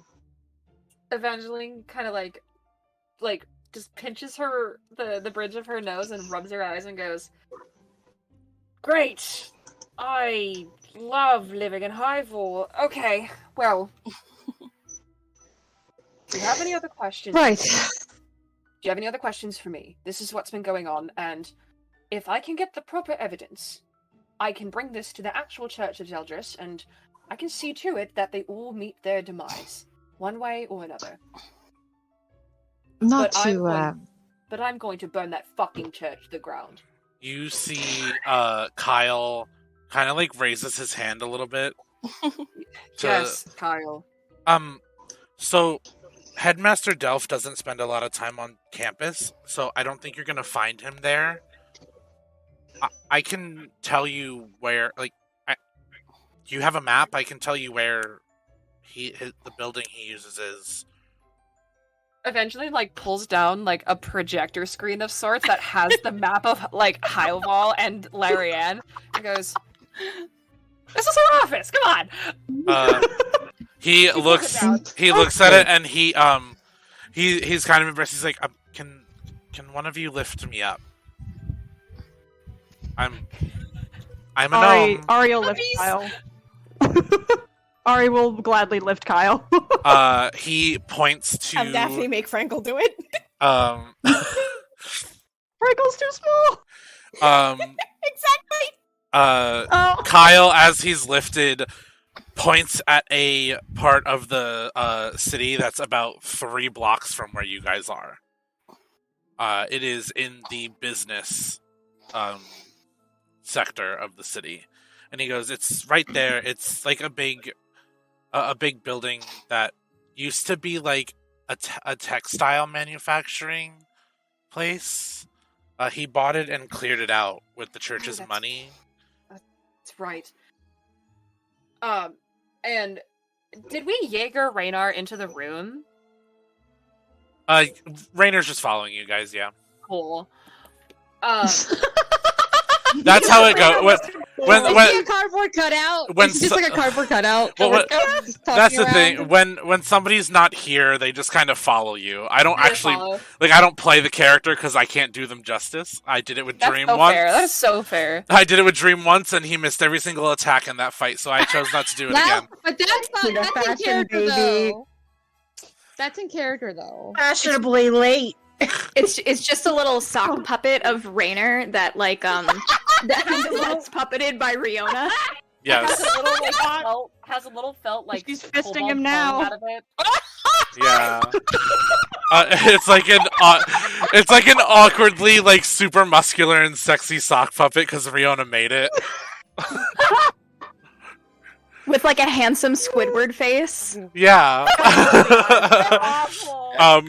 But yeah, Kyle tells you guys where it is, and he looks at you, Evangeline, and goes, I can keep an eye on the bar while you go. I'll make sure that everything is done to the parameters that you set. Thank you, Kyle. Make sure that you at least write everything down that the builders want to do. And then sorry. I can't get over this sock puppet. Just make sure you write everything down that the builders want to do. Don't agree to anything until I come back, understood? Of course. Delightful. And Evangeline looks to everybody and goes, well, shall we? We shall. Right. Evangeline will go to her desk and pull a drawer out, and she'll take out this, like, almost like silver metal police baton, and she, like, sticks it into her boot, and then walks out of the office. Elias follows. Do we all follow? Yeah. All right. Are you guys going straight there? That's Evangeline's plan. If anybody else wants to do anything beforehand, I'm down. I don't have anything to do beforehand, so... One thing I did want to do is I know Riona did want to speak to, I believe they are called the Red One. Now, if that is something I can do another time... The Red One is at the university, so when you go to the university, you'll be able to find the Red One. Beautiful. Alright, then Riona is game for handling things outside of bureaucracy. All right. Because she will... If that is something she will tell Evangeline as they're walking, she will say, I understand that in cities like this, you have a certain way of doing things, but I prefer to handle things outside of bureaucracy, for I find that bureaucracy is often slow and not quite as just as we all hope. So, as far as I'm concerned, perhaps it is better if we are not only judge, jury, and executioner this time. Rihanna, you're not from here, are you? You're not from here, and I get that. And I appreciate you assuming how things are done in Larian, but... people in the upper parts of Larian, up in the mountains, they tend to do things more bureaucratically, if you will. We don't do things like that down here in the lower parts of Larian. Wonderful. Because I'm not for bureaucracy. Neither are we. And this is as they're like heading towards the business district. Perfect.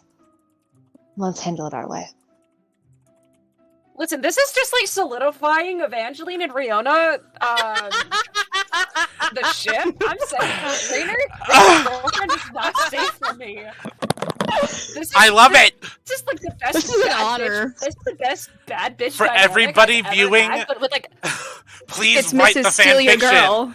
Write the fan fiction, viewers. Come on, draw the art. sorry. I need it. this is straight up some like bad bitch dynamic with just a little bit of homoerotic attention, and I'm really here for that. I mean, I've It's been a writing vibe. I'm fanfiction so here since for it. you arrived. As you all 500K arrive slow burn. to this building, it is silent. This so shit again. silent that the air almost seems to be standing still. Evangeline's. Oh, I'm so sorry. Go ahead. There is no one at the door, and there's no one walking around this block. It's almost as if everybody is going the long way to dodge this building. That's unnerving. Ari looks at Riona and goes, "Seems a little familiar, does it not?" Painfully, but I'm sure we'll find yet another hand clap and monologue situation inside. As they're talking, Well, if that Evangeline... is the case, you can... Oh, sorry, go ahead. No, it's okay. I was just gonna... Ari was just gonna say, if that is the case, well, then I suppose we all have a monologue to ruin. God, I hope so. Dick Bite Part 2, Electric Boogaloo. Oh god. Jesus. As these two are talking, Evangeline doesn't say anything. She just walks up to the front door and just straight up, like, cop show style, kicks down the fucking door. As you do that, you hear slow clapping from inside the door. Real classic villain. And he looks at you and goes, "Well, it took you long enough." Oh, she doesn't even give him the chance. She has that man pushed up, like, pinned up against the nearest wall. He looks at you and he's like, "What? I'd wait." As a lion drake comes out from the side of the altar and is growling at you. So Riona followed quickly after, and as she enters the room and she sees this lion drake, she reaches to her side and pulls out her gun and points it at the drake. Call off your line. Shoot it, jeez. No queer! You have 3 seconds! As you do that, 1. Jesus, this 2. isn't even Delf speaking. This is the DM speaking. Roll initiative. All of us I or shoot. just, Riona? I told you, you get 3 seconds. Roll You initiative. wasted those 3 seconds. Well, I'm shooting. Dear Lord. Sorry, I'm having fun. Does that count as a surprise round for Riona? It does, yes. So you get 2 turns this Boom, turn. boom, Riona. bitch. I got 9 on initiative. Oh, no, I get advantage. Haha. I forgot. That's gonna be an 18 for Ari. Still a 9. Yeah. So an 18 for Ari, 21 for Kuma. 21 for Yes, Kuma. Kuma. Are we rolling initiative? Oh, wait, Yes. is Yes. everybody rolling initiative? Daphne Yep. also got Yes. an 18 on initiative. In true dream fashion, we got ourselves a nice whopping 5. Daphne got a what? An 18 as well. 18. Do you want us to put it in general, or... You're fine. I just, for some reason, Daphne's not in the, the two of you aren't in the actual, Oh, D&D Beyond campaign? yeah. And what did Evangeline get? 11. 2 plus 9. Okay. Ooh, baby! Oh my god! Jeez, Keller! Nat 20. What did Riona get? Nice. Riona got a 9. A 9. There's not gonna be a fight, guys. And what did what did Avaran get? I think Avaran stepped away for a second. Okay. I will add their initiative when they come back, and I can ask them. Cool. So, before we start, Riona, Roll me your to hit. All right. Oh, first roll of the game is a nat 20. I love it. Let's go. Wow. Okay. So... Oh, well, I did roll to fix some stuff. I forgot about that. But the first roll that matters. First roll that matters. Oh my god, I got a nat 20. Let's go! Okay. Yeah! So it's gonna be a nat 20 plus 5 for 25. That hits. Okay, and then that's gonna be a 1d10 plus 1. Okay. So you get 11 plus a d10 roll because we do crunchy crits. Oh, So you get max damage on the first beautiful. die, and then roll your second die when you crit. okay.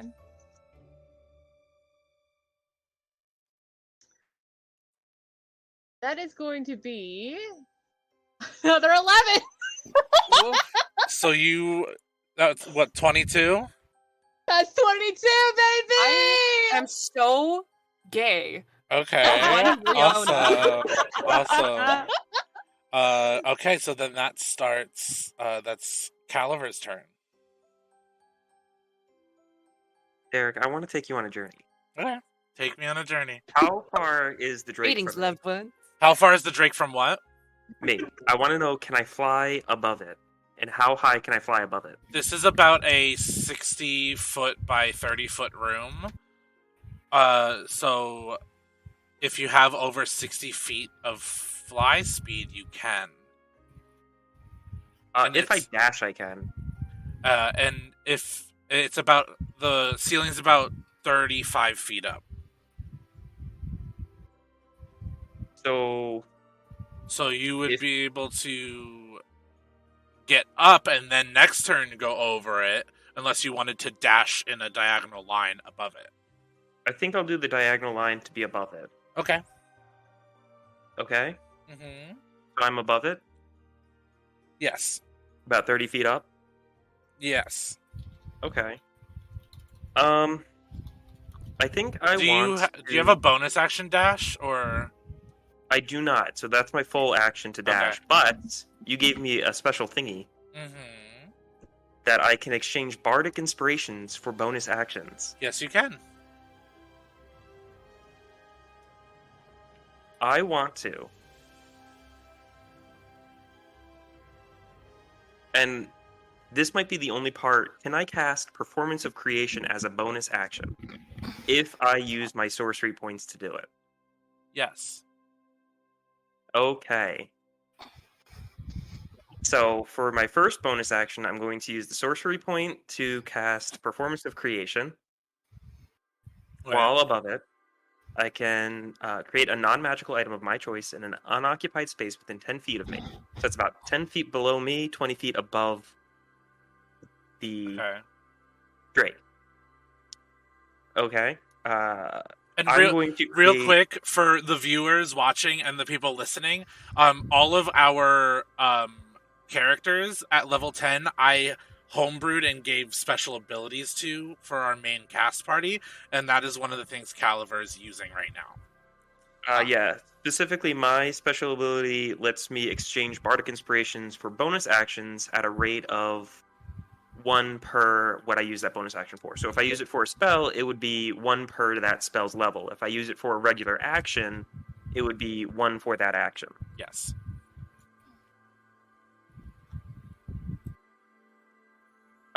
So I have the Performance of Creation. I'm creating my stage.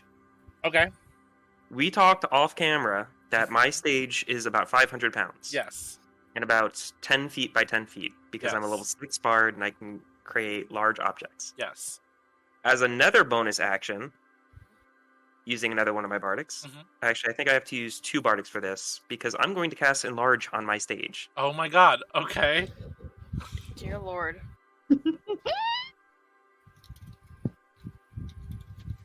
So it goes up to 15 by 15, and its weight increases by 8 times. So now it weighs 2 tons. Okay. And it falls.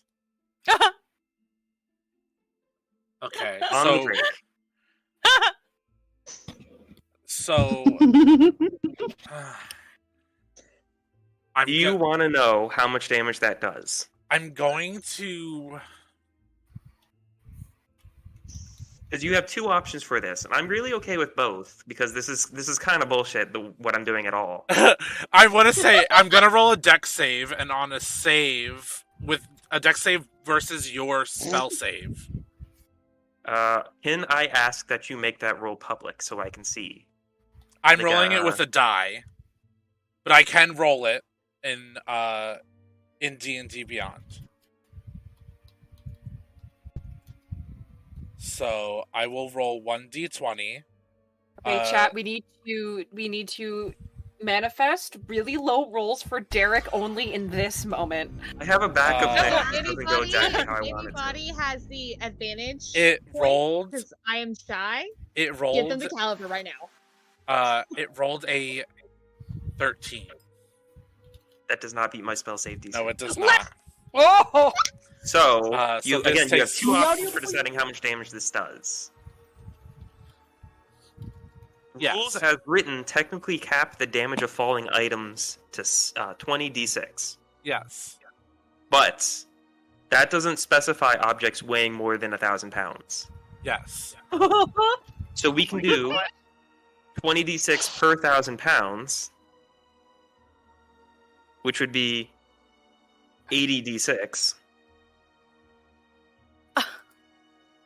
Or you can do, I think there's another formula that is 1d6 per 10 pounds. Or per 20 pounds. 1d6 per 20 pounds. Which would be more damage. Let's do... I'll do the 80d6. Okay. I don't even know how I'm going to roll 80d6. D&D Beyond have... Yeah, I'm about to just crash my computer real quick. D&D Beyond is going to make your entire... I should really do it like 10 at a time, but I really want to see 80d6 on my screen. I... Oh shoot, I actually hit 81. Let me try that again. I mean, DM, you said that there would be fuckery tonight. You didn't say who would be bringing the I've fuckery. been planning this all week. That's fine. There's still fuckery to come for you guys. Oh, no worries. I haven't even dropped my fuckery. Oh. I get the feeling. I know what 284 damage. Oh my god! This thing is dead.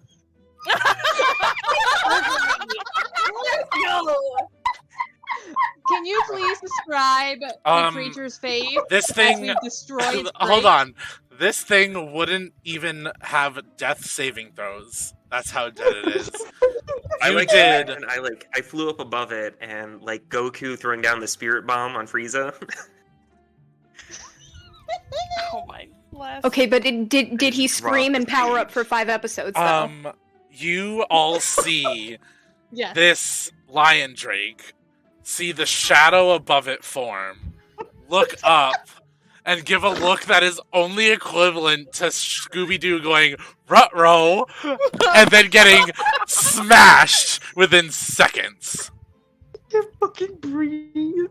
Can you please paint us a word picture of the Delf's face as this is happening? With the shooting included here. In reaction, Delf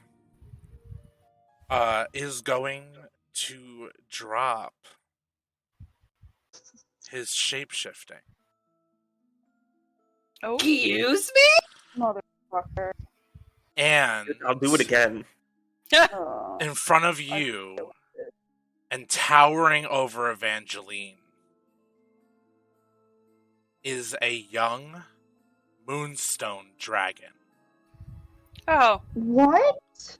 And he's going to use one of his legendary actions to make a tail attack against Evangeline. Fuck me up. Alright, let's go. I put myself in this situation. I knew what I was getting into. Oof, does a 25 hit? Oh, that hits real good. Okay, that is 12 damage to you. And Delightful. you need to make a DC 18 strength saving throw. Ooh, okay. That is a 13.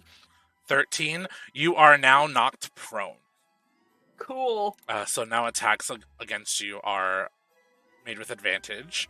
And is that your? That's all you can do, right, Caliver? Oh yeah, that would end my turn. And as But I look very proud as I am floating above the. I'm honestly Dude. so proud of that. That was a great usage of your power. And while we swap to Kuma's turn, Delf looks at you all and goes, "I'm done playing games. You all have asked for it, and you shall get it. I do not care if you are aspiring gods or not. My plans will not be foiled." And Kuma, it is your turn. Damn, son. I'm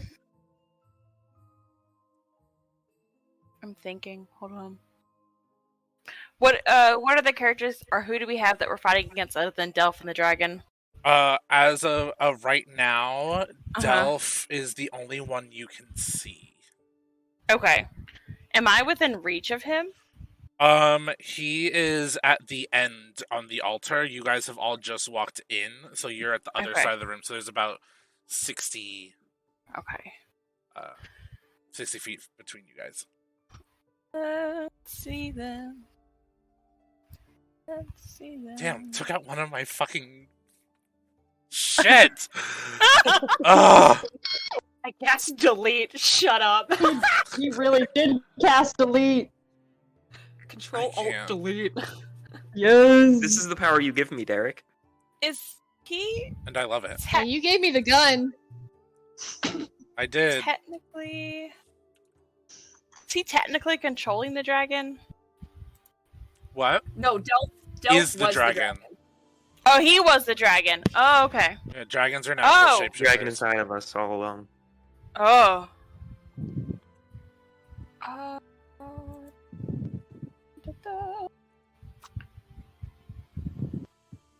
Trying to decide what I want to do because I definitely can't reach him with anything that I have right now. Oh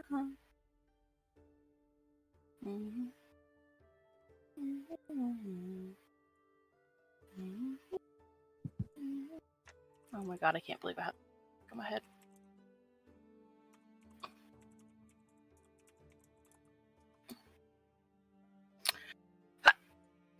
Can I try to strike him either blind or deaf?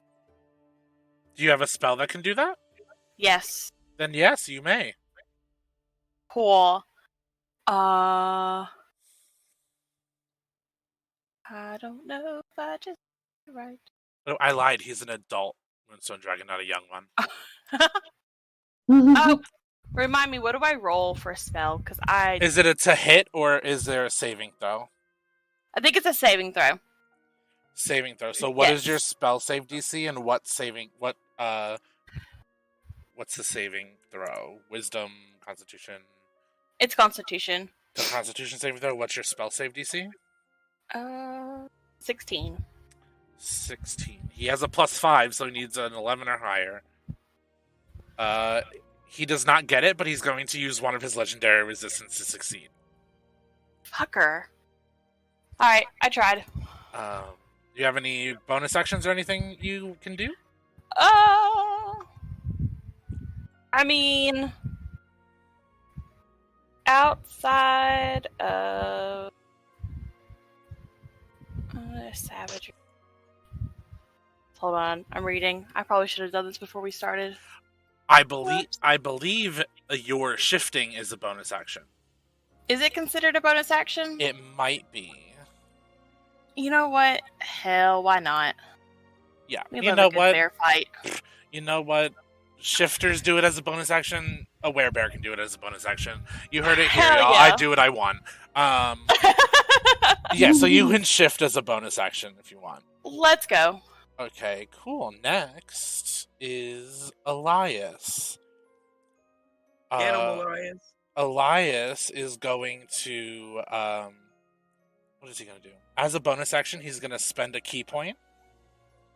And he's going to summon his astral arms.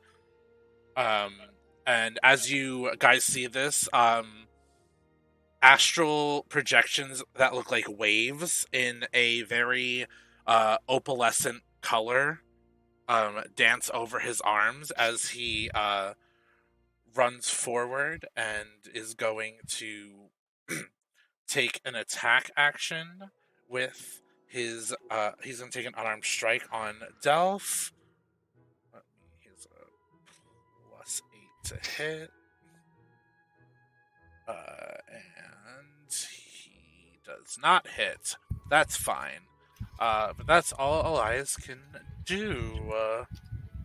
And that would have been the Lion Drake if he hadn't been smashed.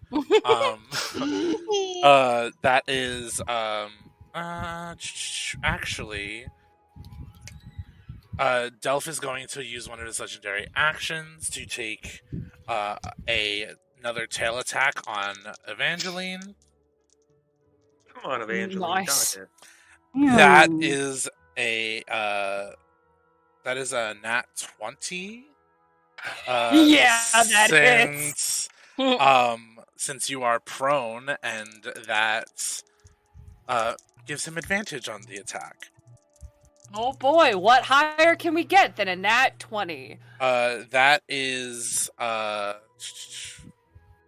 and I got rid of silvery. that is 20 damage. to Oh boy. you. And then Okay. it is Ariandre's turn. Cool. Love that. So to start, I'm gonna bonus action go into a rage. Mhm. And I did switch my Storm Soul to Oh. Tundra. So you gain a 10-foot aura effect when you start your rage, and as a bonus action on each of your turns, when this effect is activated, each creature of your choice in your aura gains 4 temporary hit points. So everyone that's in a 10-foot radius of me gets 4 temporary hit points. Ooh.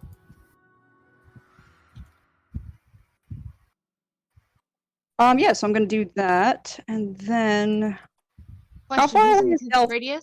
from me. Yeah, everyone in a 10-foot radius gets 4 temporary hit points. So who would that be, Derek?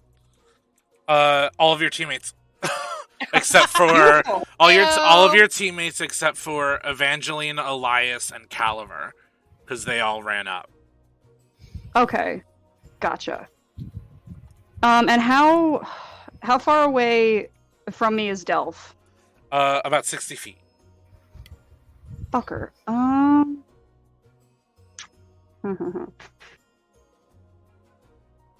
right. Well, I have a fly speed of 50. fine. So I'm gonna fly up. Can I still attack? Do you have a reach of 10 feet?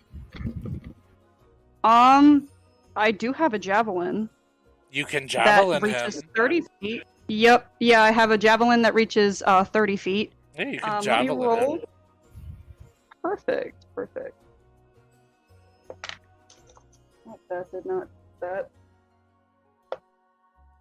Ooh. Okay. I got an 18. Does that hit? That does not hit.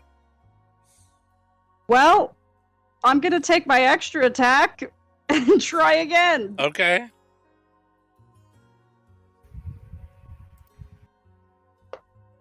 I got a 4. That definitely does not hit. That ends my turn. I place my trap card face down and die. That brings us to Not the dying! that brings us to, for the first time ever in battle, I believe, Daphne. Okay, question for the DM. Yes. If Daphne were to use her magic 8-ball, would that be a free action, bonus action? Free action. Okay, Yeah, it's free. she's gonna Use an item or an object. she's gonna ask the magic 8-ball, is there anybody else here with us?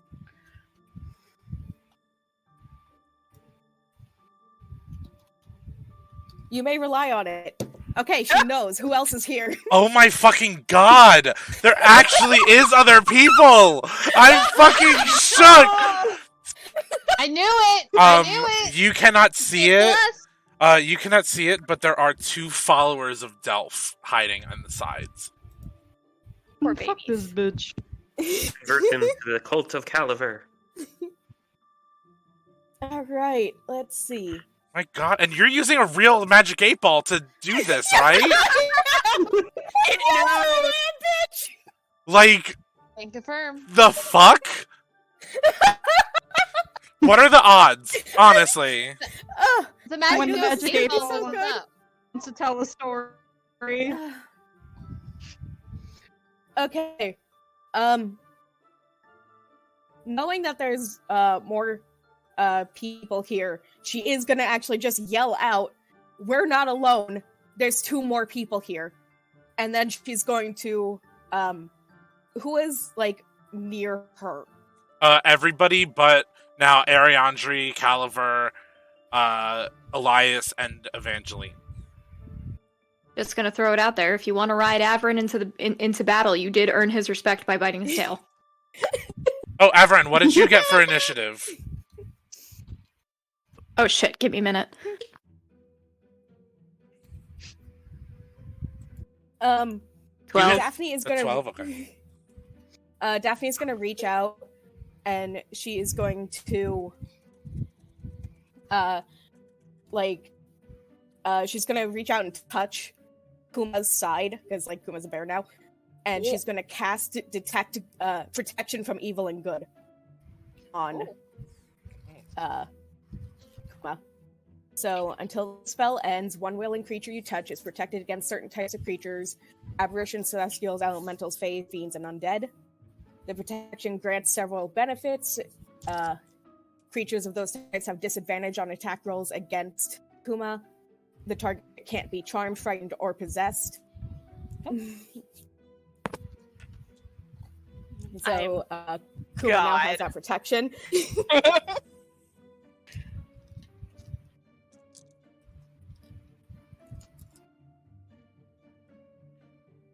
And that will end Daphne's turn. So now everybody knows that there's more people with us.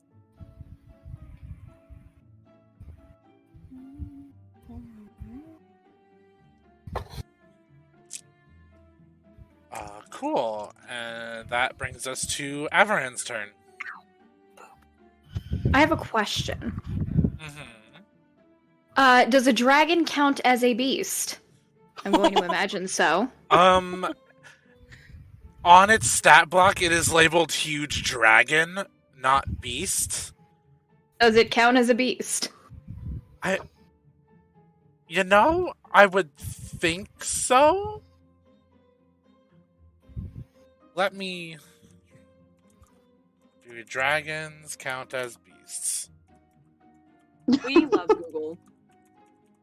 You're so useful. The answer is no. I'm going to scream. Dragons are not beasts. Damn it! Okay. Yes. Oh, it's because of their intelligence. That's awful. They- Okay. Give me a minute. I have to refigure out my strategy then. It's okay. Gotta love when wording gets you.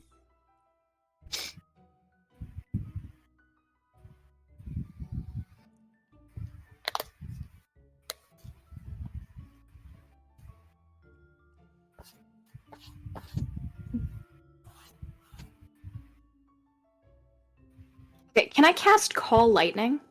Yeah. What's the Neato. what's the range of Call Lightning? 120 feet. Oh, yep. Then you can do that. Neato. That's a dexterity save, I think. 17. 17. Okay. He has a +4, so he needs a 13 or higher. He's going to use one of his legendary resistances to succeed. So he takes half damage.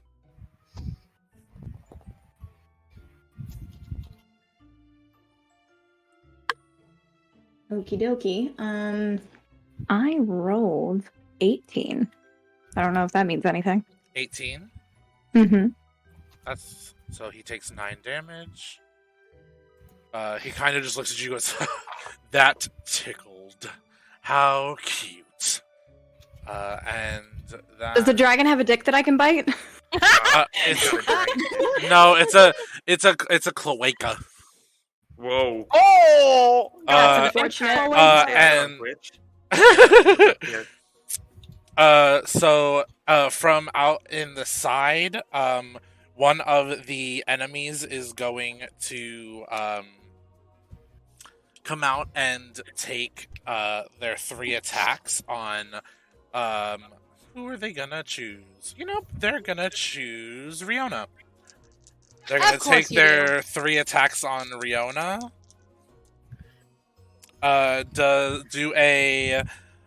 Does a 21 and 2 11s hit? I know the 21 does. Just the 21. So that'll be 10 damage to you. Okay, but before you get excited, so Riona has a feat called the Gift of the Gem Dragon. Okay. When I take damage from a creature within 10 feet of me, I can use a reaction to force the creature to make a strength saving throw. On a failure, the target takes 2d8 force damage and is pushed back 10 feet. Okay. What's the DC? 15. On a nat 1, it does not. Oh, that's beautiful. So is that going to be 4d8 then? Yes, on a critical failure, that would double the damage. Oh, that's tasty.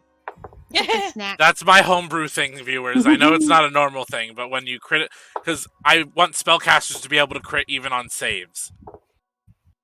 So a natural 1 on a savable spell gives double damage to that being. Woof. Would that mean they also get pushed back 20 feet? No, it doesn't double that. Ah, okay. Don't ask for too much. Alright, let's see here. That's going to be 7 plus 5, which is 12. 12 plus 3 is 15, and... So it's 2d8. 4, so 19. Wait, so it's 2d8 originally, right? Right, so I did it 4 times. So it would be 16 off the bat. Okay. And then you'd roll the 2d8 and add it to the 16. Because that's how we do crits. Okay.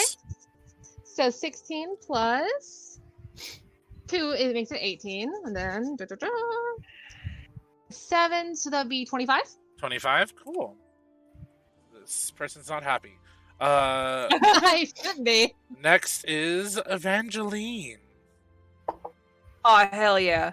Evangeline got her ass kicked already, and she kind of, lays there for a second and goes, did I mention I really... Huh? My Alexa just went off? Hello? Alexa, stop! Alexa, play Despacito. No! I can't hear you. Eat my nuts. Huff my duff. Anyway, so she stays there and she goes, did I mention I really hate the church? And she is going to use her to get up is half movement, correct? Mm-hmm. Cool. Okay, so she's going to use half of her movement to stand up, so she's not prone. And she is up close and personal with this fucking dragon. Well, yes, you are. So, she reaches into her boot, grabs out that silver baton-looking thing. She hits a button, and it goes from this short handheld baton into a full quarterstaff. And she is gonna smack it. She's gonna smack it real good. Do it. Smack me. Smack it real good. Uthra, is that you? And this is, for DM purposes, this is the two-handed strike. Yes. That is a natty 1. That doesn't hit. I have a second attack action, though. Yeah. As you miss that first hit in Sylvan, he looks at you and goes, how cute. You brought a stick. She goes, don't patronize me. The second is a 9 plus 6. That's a 15 to hit. Does not hit. That's fine. Bonus action. She is going to spend a bardic inspiration, and she's going to cast unsettling words, and goes, "You know, for Moondragon, it's really disappointing that you had to hide yourself looking like a dwarf of all things. I thought dragons were supposed to be, you know, prideful of their appearances." And so I can expend one of my bardic inspirations and choose a creature that I can see within 60 feet. I roll a bardic inspiration, and the creature must subtract the number rolled from the next saving throw it has to make before the start of their next turn.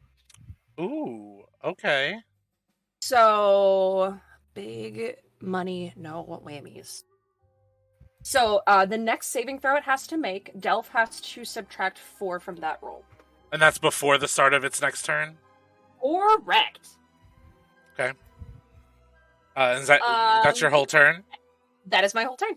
Well, and she's going to stay in that melee, within melee range, though. Cool. Unfortunately, it's his turn. And I need... So, all of you are within a 10-foot line in front of him, 90 feet. I need, besides Caliver, of course, I need... I'm up in the air? Yes. I need all of you, besides Caliver, to make a DC 18 dexterity saving throw.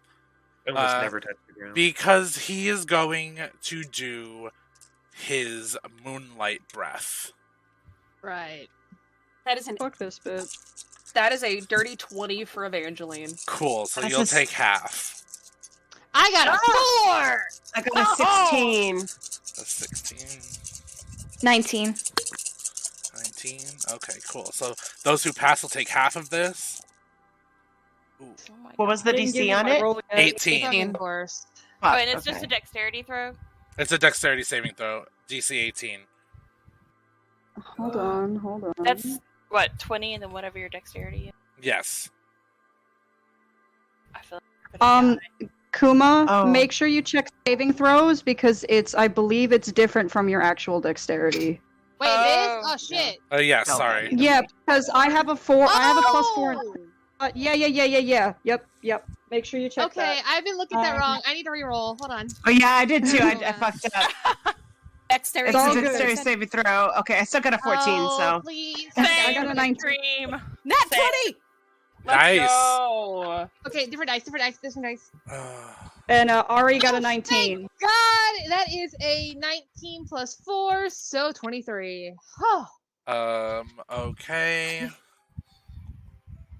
So, nat 20 on the dex save. Whoever passed takes half of 41 damage. Holy shit. Jesus Christ. Oh my god. Derek, Rounded down.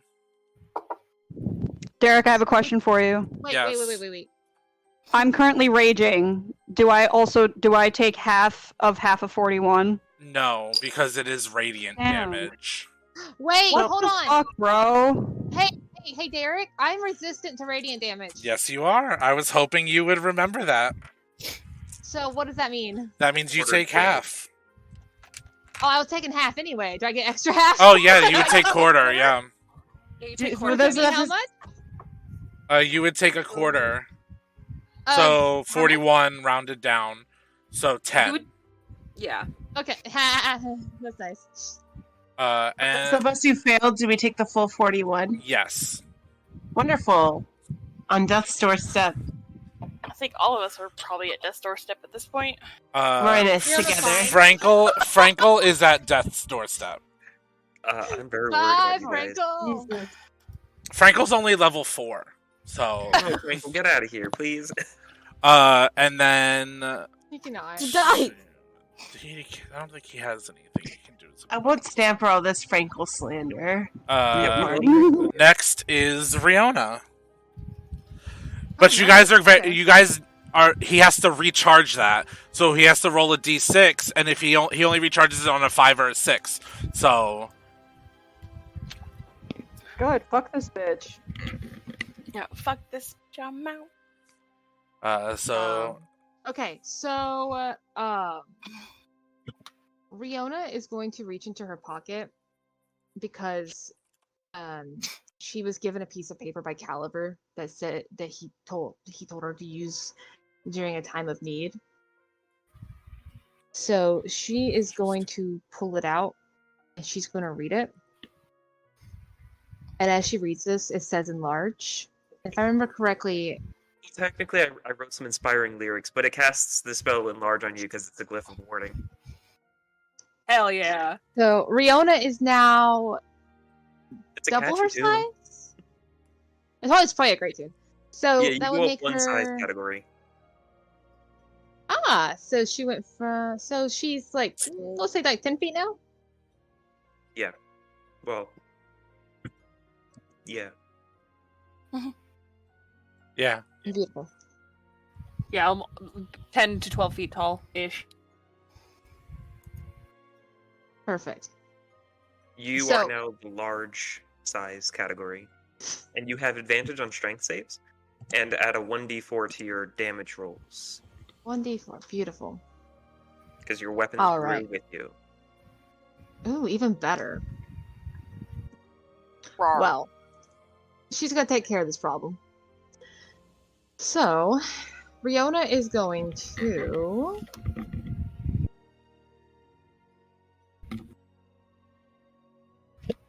use.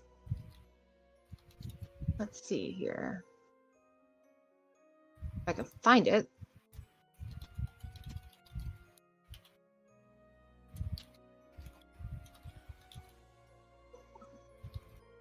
Well, anyways, I'd like to use Divine Smite if I can find it.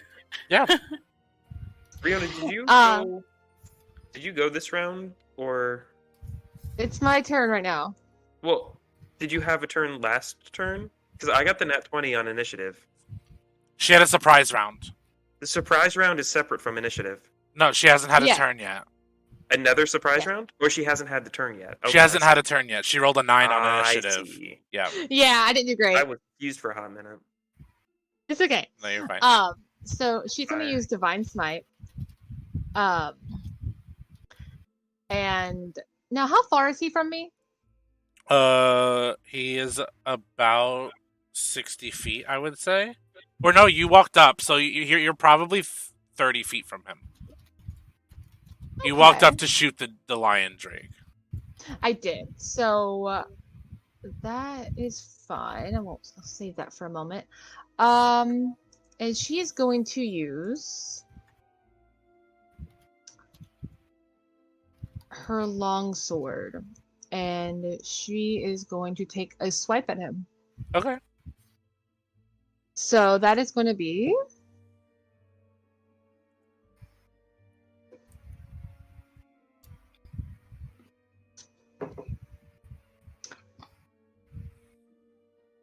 16. 16 does not hit. That's okay because You have an extra attack. Yes, I do. I remember this time. How about an 18? 18 does not hit. All right, hold on. Let's see if I got any bonus actions.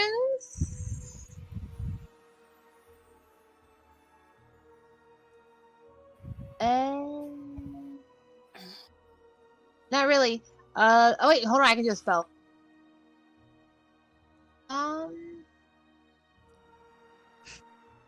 I think I'm gonna cast. Let me see. I'm gonna cast Hunter's spell. Hunter's mark. Sorry. Hunter's mark? Okay. Yeah. Cool. So he's marked, and you can track him and stuff. That brings us to Frankel's turn. Frankel. Go out with a bang, Frankel! Frankel's going. You got this, buddy. Frankel's going to second wind. Good for him. And get a D10 plus 4 health back. Cool, he gets 10 health back. He's at 17 health. And then he's going to throw a hand axe at the dragon. And with a natural 2 does not hit. Oh. And that ends his turn.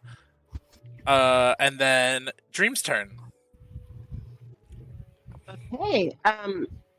Dream, give So me a who is- perception check. Okay, wonderful. The only thing I have a chance of rolling high on, and I fucked up 14. No, that was enough. Aww. That was enough. The stealth I rolled was a 13. The next, like 10 feet from you is another person, hiding behind one of the pews that's sitting there. Game recognizes game. Does that person notice me? Yeah, they were waiting for a chance to strike. Okay, so they notice me noticing them. Yes. Okay. Dream would like to look at them like it's a dramatic anime, like closed freeze frame on his face. Yeah. As he narrows his eyes at this other roguish figure, and he's just gonna like say he's like heavily wounded, but I'm still gonna say that he's gonna kind of like barrel roll, ninja roll across the floor to get closer to this figure. And once he gets close enough, he'd like to hold out his hand and wink at the figure and like blow in his hand like he's like blowing dust, but instead of dust, he's gonna cast bees. Bees? Okay. Hell yeah! We love bees. Target. Uh-oh. Oh no! I rolled damage first. I didn't mean to. Oh, it's okay. Preemptively. Oh my days! You're in the wrong chat. I brought them Okay. back. Welcome back. The bees also killed Jace. So is that a saving throw or a to hit? Is a Constitution 15 saving throw. They need a 10 or higher. They did not get it. Hell yeah. We're gonna roll some bee damage. Bee damage. We got a 5 in bee bee. damage. Cool. They're like, ow, some bees. Ow, bees. I'm there. Yeah. And We're gonna have some welts in the morning. bees. Anything else that you can do? Let me see. Let me see a bonus action, maybe. What would constitute as a bonus action? I couldn't cast anything else, right? Not unless it's a cantrip. Or is bees a cantrip? Yes, it is. No. Oh, it is. Okay. So you would be able to cast the bonus action spell. Ooh. Actually, is there anybody that else is also heavily wounded? Evangeline's pretty fucked up right now, not gonna lie, gang. Evangeline's at he- 20 HP right now. He would like. He doesn't have any healing, but he would like to kind of notice that and cast protection from good and evil on Evangeline. Aww. Possible. He's quiet respect. He's gonna cast that. This is gonna probably screw me over, but some of you have healing potions. Don't forget that. Oh yeah. How many do we have? You 'Cause got I healing never- I had potions. 3. Yeah, you guys got healing potions from Barry. I had 3. Oh, I never met Barry. Oh, That wait. was- Didn't I get a potion of something? That was right before they met you. I don't think Dream has healing potions. He dumb fucked up. If he out, he out. I was gonna say Rainer does, but he's Yeah, not I got here. the 'cause mage he's- armor potion and the rejuvenation potion. Daphne Yeah. didn't meet Barry. No, I'm sorry. Trauma. It's But, green tea. So you bonus action protect from good and evil, and then that'll be our friend who just got beezed. They are going to. Oh my god. They're gonna take. Oh, this is. I'm sorry to do No. this to you, but I'm gonna do it to you. No, my bees let me down. No, my babies. Then you're not sorry. They're gonna take 2 mace attacks against you. Do a 9 or a 12 hit you, Dream? Ooh, what do I roll to figure that out? Sorry, you have to walk me through No, it. it's your Okay. AC. What's your AC? Okay, fuck, let me see. Oh, it Very says top armor shape. 15. I got 15. neither of them hit you. Oh, thank God. That's the end of their turn. Haha, bitch. That brings us back to Caliver. Oh, so I think I'm going to end concentration on my enlarge on my stage so that it shrinks. Okay. When it shrinks, it's on top of the lion drake. Uh-huh. Can it encapsulate the lion drake? Well, the lion drake's dead. Yes. So it doesn't count as a living object. No. For this next bit. Okay. I want to cast Animating Performance on it. What does that do? It does exactly as it sounds. I'm going to float down onto the stage, and I'm going to start just performing. And hell yeah. as I perform, I can target a large or smaller non-magical item I see within 30 feet and animate it. The item uses the dancing item stat block, which uses my proficiency bonus. The item is friendly toward me and my companions and obeys my commands. It lives for 1 hour or until its HP is reduced to 0 or I die. So basically, you give it health and it attacks for you. Yes. It takes its turn immediately after mine. Okay. And I can use a bonus action to control it, or if I cast a Bardic Inspiration, I can use that same bonus action to control it. Cool. So tell me how much health it gets so I can just add it back to the Lion Drake stat block that I have. I specifically wanted to incorporate the Lion Drake into its new living design, where it has dragon arms and legs. Okay. And it has like a gaping kind of maw, but like not quite a dragon head. Okay. Yeah. Kind of like the stage splits open and has teeth, and the stage lights are his eyes. Oh, the stage is the dragon. Okay. Yes, I'm not animating the dragon. I'm animating the stage with the dragon in it. So because now they count as one thing. Okay, so you have the stat block for that, right? Yes. Okay. Cool. So yeah, you can do that. I don't. The HP is 10 plus 5 times my bardic level, which is 6. So 5 times 6 is 30. So it only has 40 health. Okay. Cool.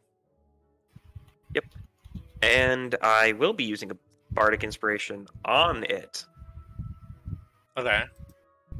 So I'm going to give it bardic and command it to grapple the big dragon. Okay, so opposed athletics. God, I'm already almost out of bardics, guys. Something bad happens when I'm out of bardics. Yeah, it does. Oh no. I've got another bard here, so you're not technically out yet.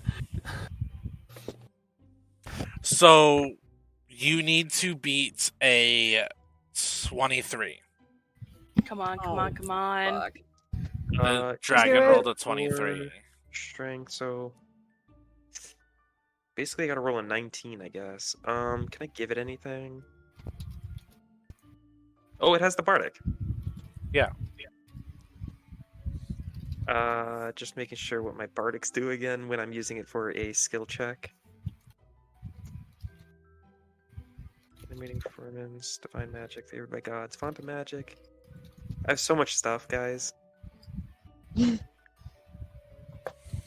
Believe in you. Jeez, I don't know where it is. Your motes of creation? Yeah.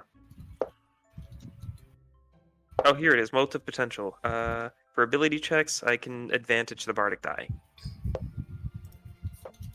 So it's a D8. So here's the D20. Maybe I don't need it. I definitely. Oh, there's no chance I'm getting it. Oh. So I'm not even gonna waste that bardic. Cool. So it's a 7. Yikes. Yeah, he's not grappled. Nope.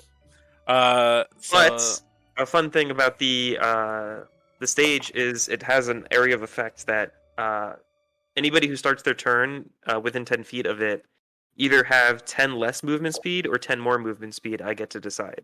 Okay. Oh, Jeez. This thing's crazy. we love to see Your it. character is crazy. What the heck? Cool. Yeah, I literally just dropped the stage and it comes to life. Is that the end of your turn and its turn? Yeah. Okay. Kuma. Jeez. I can technically do like spells when I'm still in bear form, right? Yes. Okay. I will allow it. I will not say that where creatures cannot cast in their animal form. That's because it's I mean, an innate technically, thing. It's not a druid shape shifting. You can half shift too, I think. I can, yeah. Yeah, so if you want to half shift, that's fine.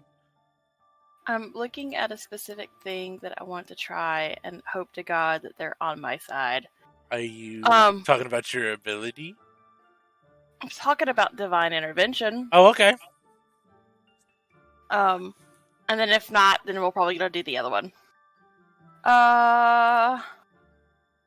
Oh, come on, dice. Play in our favor. You need an 11, right? I need a 10. 10 equal to or less than 10. Okay. Yeah, that's fine. Roll to everyone. For a D100, No. right? Yeah. Correct. 85. 85. Yeah, doesn't work. Yeah, you feel you reach out to your god, the god that these people say to follow, and Nothing comes back. busy tone. Scream into the void, and does the void scream back? No. Okay. In that case, then we'll just do exceptional battle master. Awesome. I have to remember what that does. For 5 rounds, you give allies in a 10-foot radius +6 to attack rolls. Oh yeah. And while this is active, you have advantage on attacks. Yes. Cool. So would you like to move up or stay back? Because you have enemies attacking him, or friends attacking him up close who would probably need that +6. Yes. Yeah, we're gonna go that way. Cool. So you get up there so that Elias and Evangeline and Riona have those bonus, and you have advantage on those attacks. That is your turn, and Elias is going to take his turn. He's going to spend a key point to Flurry of Blows. And he's going to attack with his Astral Fists. Ooh. 2 of his attacks hit. That's 2d6 plus 4, and he's going to spend another key point to make it a stunning strike. So the dragon takes 15 damage from that. And I think his astral arms add something too.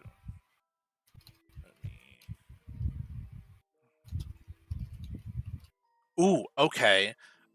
So the dragon has to make 2 saving throws, 1 dex and 1 con.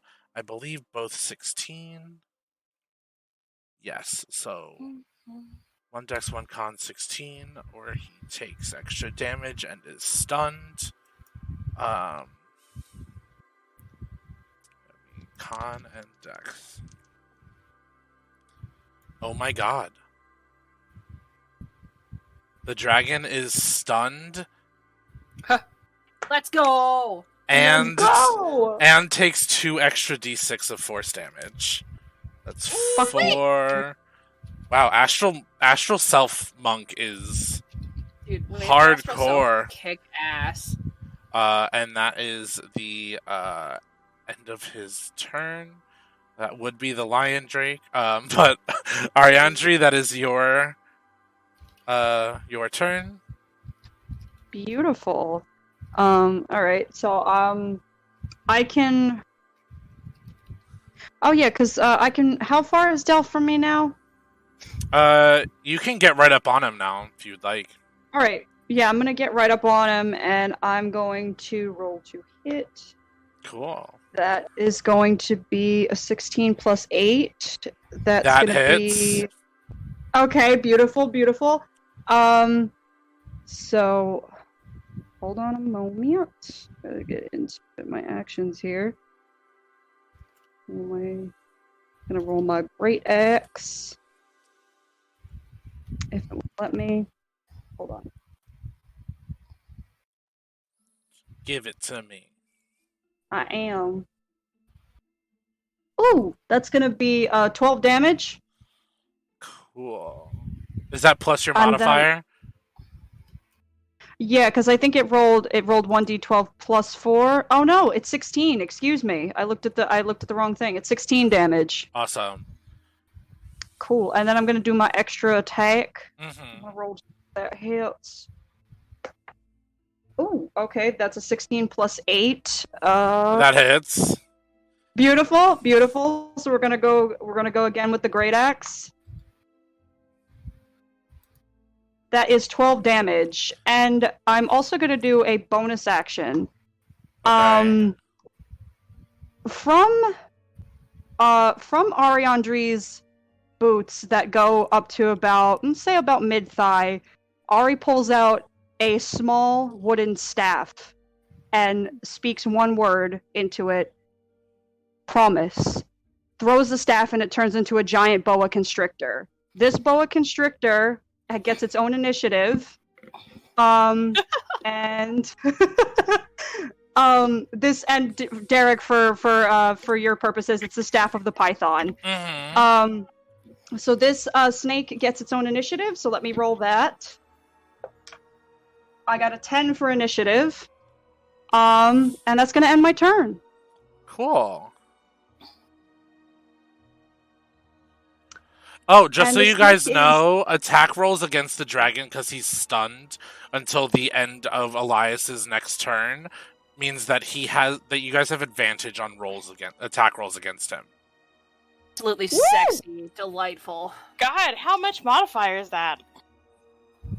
That is, you roll 2d20s and then take the higher number. Yeah. Jesus. Fucking haw. Stunning strike is great if you can get it to work. So, like, he can't move and can only speak falteringly, automatically fails strength and dexterity saving throws, and attack rolls have advantage against him. So. Good soup. Good soup.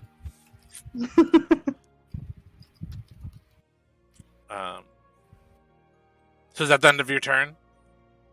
Yes, that is the end of my turn, and my snake got a 10, so wherever that is, let me know. Cool. That will be on the same initiative as him.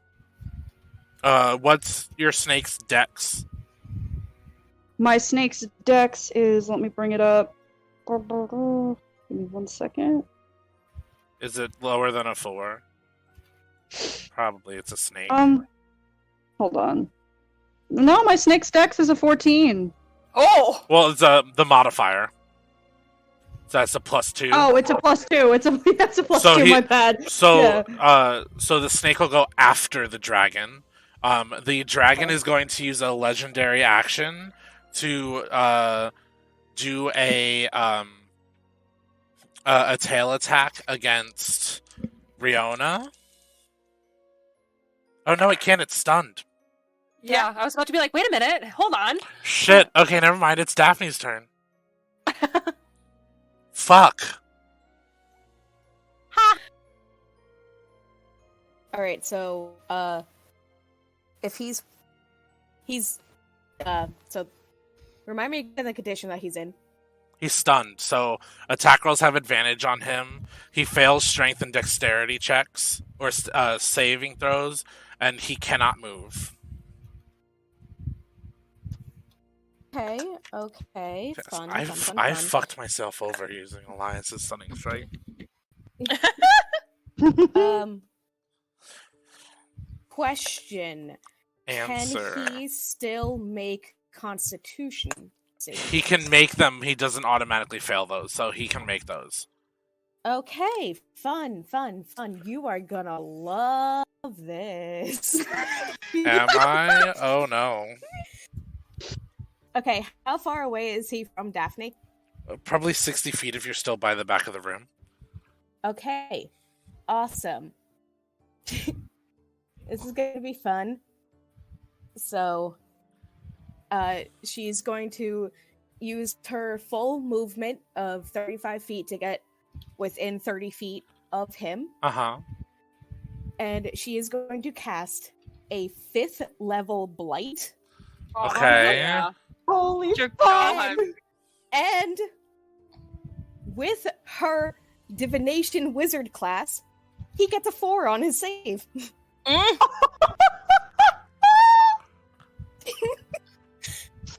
Yes, Stephanie. He's gonna use his final legendary resistance to succeed. Fuck this bitch. Loser. Well, he still takes half. Yeah. So that's And Blight does a lot of damage. 14d6, I think, or something like that. it's 98. 98. 98. Ugh, I feel so powerful using a character with legendary resistance and legendary actions. Well, now you've used them all, bitch. Well, I still have legendary actions I can take. He gets 3 per turn. Well, that sucks. But he's stunned until the end of Elias's next turn. So this turn is just you guys literally beating him up. Good. So 21 damage. Cool. That is already halved. It was 42. Yes. Awesome. That is your turn. I wasted one of my fucking divination rolls on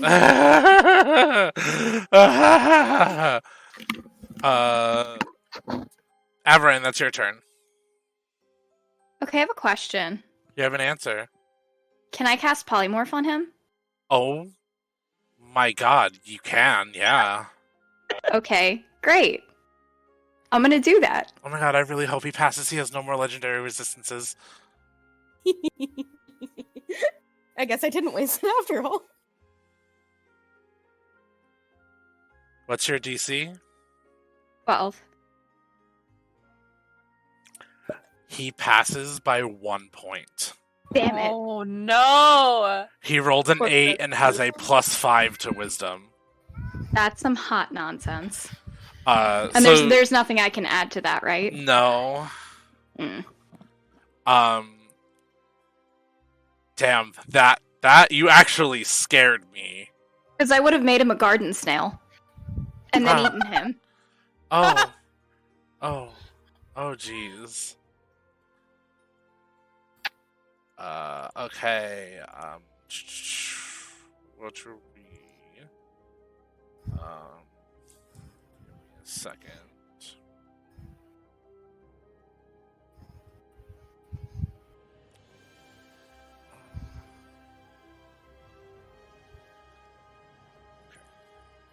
I just wanted to check something on your sheet real quick. That'll be the person that is up on the altar with you guys. They're going to make 3 attacks against... who are they going to make an attack against? They're going to go after Elias. They make 3 attacks, okay. None of those hit. So that's the end of their turn. That is Evangeline. Delightful. All right. First off, to kick things off, bonus action, healing word on herself. Just gonna do that real fast. Cool. Because, ouchie. All right. I'm gonna do a third level healing word. We love to see it. Self-care. Yeah. That is 3d4, so that is 7 plus 2 is 9. That is 14 points of healing. We're slowly crawling back up. Cool. And then action, she's gonna whack. Okay. You have advantage on these rolls. Delightful. And she's gonna do it with her fist because she's fucking tired, and she is going to punch it real good. Ooh, okay, so the first hit is going to be a 22 to hit. That hits. With advantage. Delightful. And then I'm going to do the second hit, and then I'll roll damage for both, if that's okay. Yeah, that's fine. Cool. The second is a 24 with advantage. That hits. Delightful. So the first one, that is going to be... not great. That is going to be 3 points of damage for the first hit. And then the second is going to be 7 points of bludgeoning damage. Okay. Let me just double check with. Excuse me. And I am going to spend a key point to pump a hand of harm into that. Awesome. So as she punches with the second hit, her hand, so when she does her first hit, it doesn't do much, and she goes, "No, that's not what we're doing here." She shakes her hand. She shakes her hand, and it turns into that same black opal energy, and she hits again, and that's going to be an additional 10 points of necrotic damage. Awesome. And cool. that is all that I can do, because that was action, bonus action, and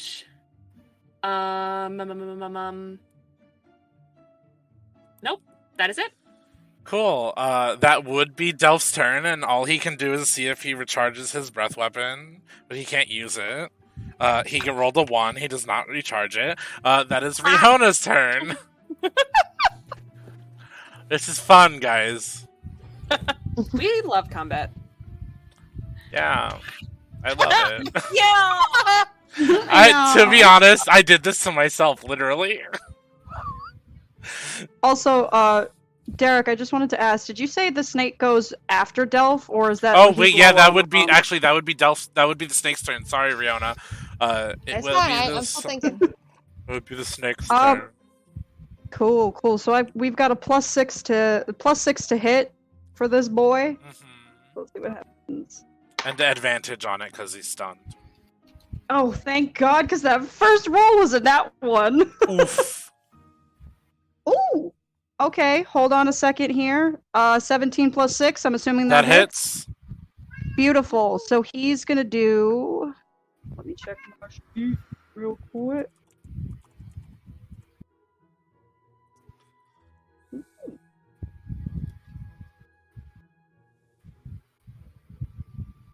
Okay, I like it.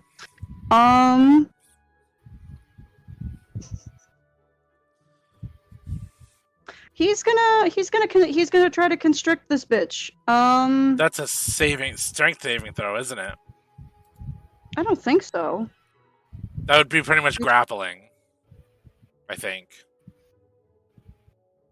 He does take damage from it though. It looks like what I'm reading. It looks like a 1d8 bludgeoning damage plus 4. My proficiency. Cool. Am I considered grappled afterwards? Until this grapple ends, the creature is restrained. Yeah. Cool. So he fails that automatically because he's stunned. So he is restrained. Beautiful. And I'm gonna roll my damage here. The fuck? He takes 11 damage. Cool. Ooh, he's not looking happy. Good. That is now Riona's turn. Okay. Ugh, and now he has disadvantage on attack rolls when he. Oh my god! Get it? Because he's Is that stunned. because he's grappled? He's stunned and restrained. But I Sucks can't to be attack. him. I can't attack until it's the end of Elias's next turn. Set that up. Riona, what would you well. like to do? End my suffering, please. Oh, I want to. I truly do. That moment you trigger yourself. Yourself. Self-triggering, guys. It's the best.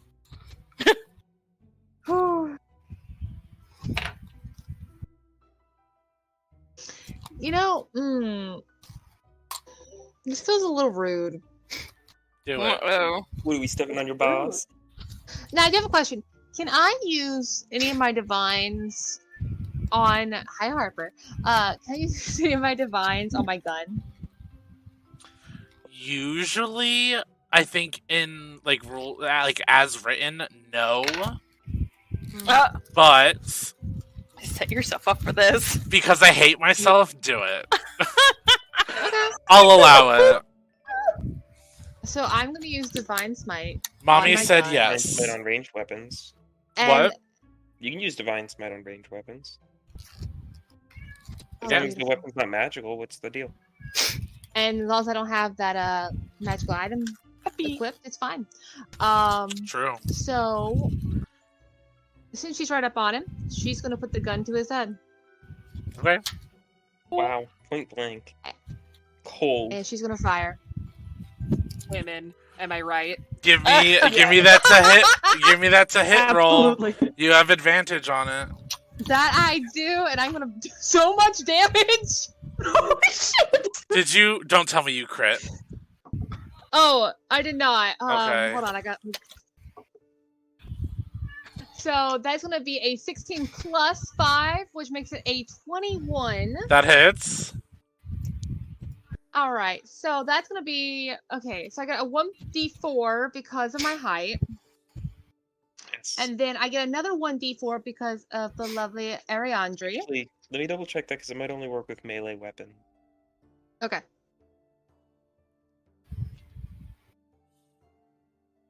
Large.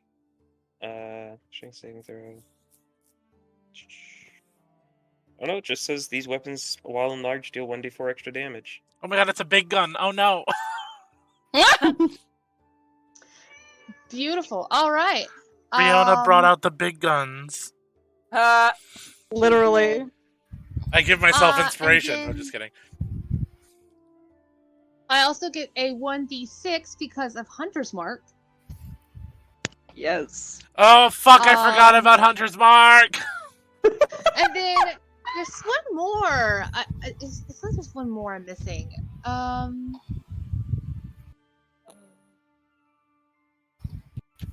Let me double check. I'm looking for any of my extra damages before we start rolling the real stuff. No, that's for a melee, so we can't use that. But I use Divine Smite, so let's go find that. That's under features, I believe. Yeah. What level are you doing it at? Ooh, I can pick a levels. Yeah. Yeah, your divine Dang, smites the are big leveled. boy. You expend a spell slot, so you choose what spell slot you want to use for it, and the damage die go up. Well, you know what? You know what? Let's use level 3. Why don't I keep my mouth shut? I'm having a good time. No, I wouldn't be an honest let's DM if I be- didn't keep if I kept my mouth shut. Let's see. Mhm. That would be expend one spell slot to do 2d8. I So think the- second level is 3d8, third level is 4d8, and fifth level is 5d8. So you said 3d8 then for third level? Yeah. So 3d8s. All right, beautiful. I like the sound of that. Sorry, I'm just gathering all the dice I'll need. I'm quite enjoying this. We're getting All my right, decisions. so I need to actually write this down. So that'll be 3d8, and then it's gonna be 3d8. All right, and then And then. let's actually get to the actual damage, and then I'm gonna kill this motherfucker. It's gonna have to happen now. Let's see. If you Let's can see, hit his damage threshold that he has right now, I will be surprised. I probably will. You Don't gave him underestimate crunchy health, me. Huh? You gave him lots of health. We'll whittle him down. We got this. If Riona Oh, can kill no. him right now, I will be very surprised. Don't underestimate me. All right, Let's go, so let's guys. go with Let's the go. 1d10.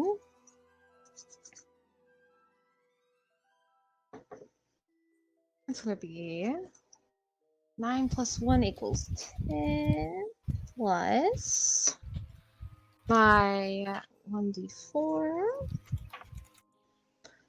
is a 4 plus another d4 is 2 While we're What? figuring out math, Yeah. this episode has been brought to you by Dwarven Forge. I'm just kidding. This This episode's episode been is brought to you by by- Manscaped. Oh my god. Stop. No, it's not even funny because I just got a Manscaped thing in the mail and I'm not even subscribed to them and I'm like, what? They know Sponsor- you've been listening to NADPod. Manscaped, if you are listening, I'd love a sponsorship. Give us some money.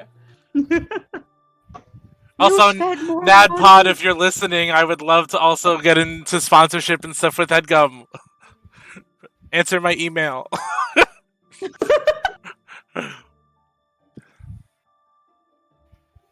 We have a paladin with a gun. Answer the email. It's really There will be cool. no second email. But in reality, this episode is brought to you by my existential dread of these characters killing all of the NPCs that I make for fights. Okay, so that's gonna be 33 damage. Okay. And then I get a second attack. And we're gonna shoot him again. I can't use Divine Smite again, can I? You can divine Spend smite another on. spell slot. Yeah, you can divine smite on every attack if it hits. Oh, well. Sure. This is a roll We're to gonna hit, do right? level 3 again. Yeah. What? This is a We're roll gonna go to level- hit for Riona. Mm-hmm. Riona rolls a 17. Oh. That plus your to hit definitely hits. That's gonna be That's Do you gonna wanna roll a die to see if you crit? Because there's advantage it. on him right now. be- Okay, Oh. I if will that take away Daphne's No. prediction? Okay, I'm gonna roll twice just to see. Well, you roll one because she gave you the roll, so just roll one die to see if you crit. I got a 19. Ooh. I mean that is higher, but it both hit. So I'm not gonna make you choose one or the other. You hit either way. Wonderful. All Can right. Daphne take her so- 17 back? No. Damn. I So I tried. guess I'm rolling everything I just rolled again. So give me a moment to math.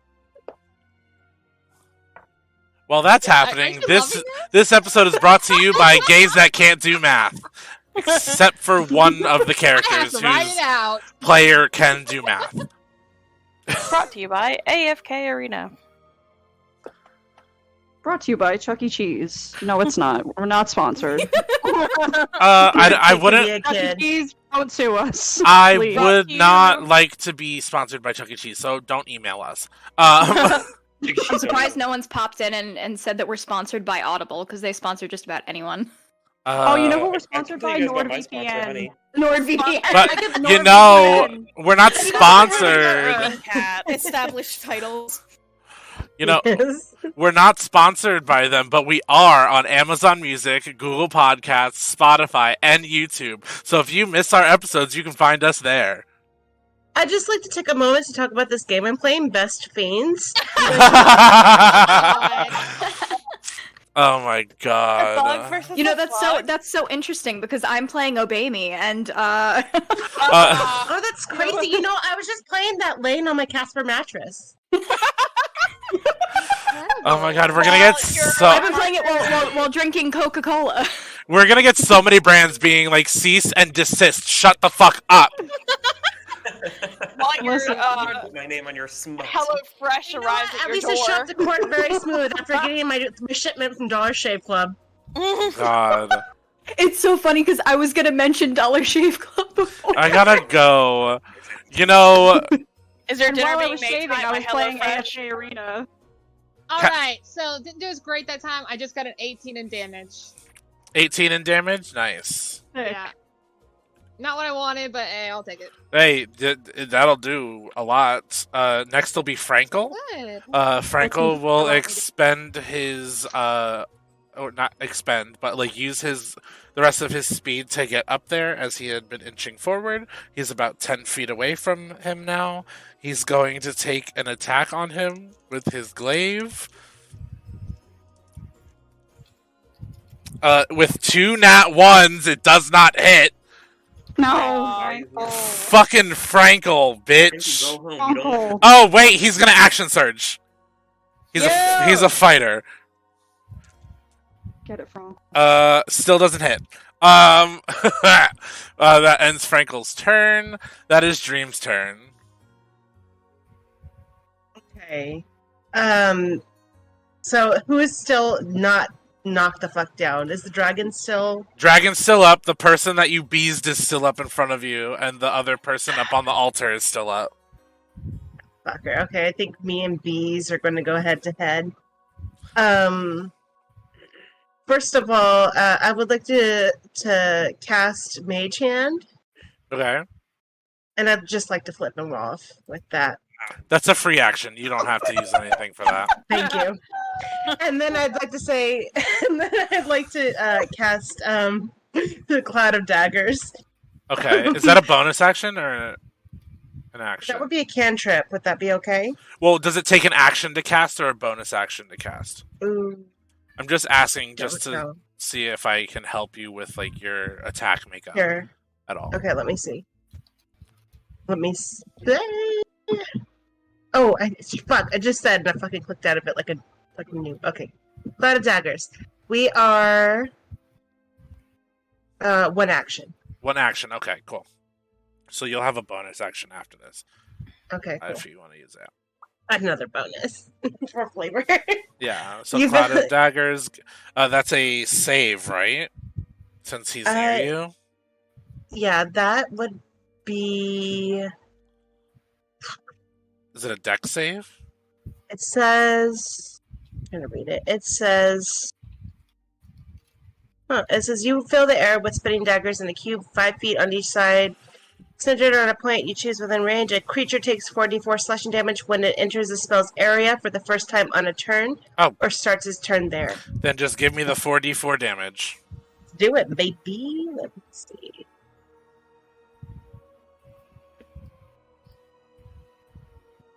Eight. Awesome. Cool. And then you have a bonus action, which if you have any Cloud of Daggers, that's a first level spell. If you have any cantrips that are a bonus action, you can use them. Oh, I do actually. I have a Shadow Blade. Let's get freaky with it. After he does Cloud of Daggers, he's going to cast Shadow Blade. I weave together threads of the shadow to create a sword of solidified gloom in your hand. This magic sword lasts until spell ends. It counts as a simple melee weapon, which with which you are proficient. It deals 2d8 psychic damage on a hit and has the finesse, light, and thrown properties. In addition, I can use the sword to attack a target that is in dim light or darkness and make the attack roll with advantage. So that one.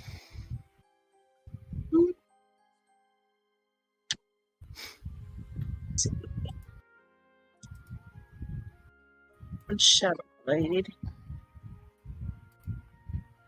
Doesn't say.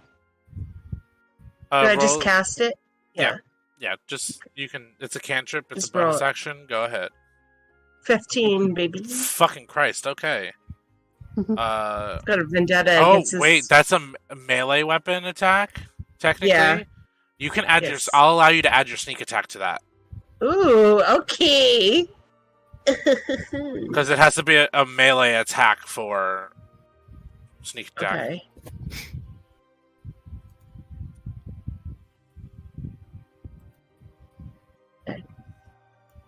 Fuck. Sneak attack is 19. Jesus Christ. This guy's I not should've gone for the happy. fucking dragon. That will be that person's attack's turn.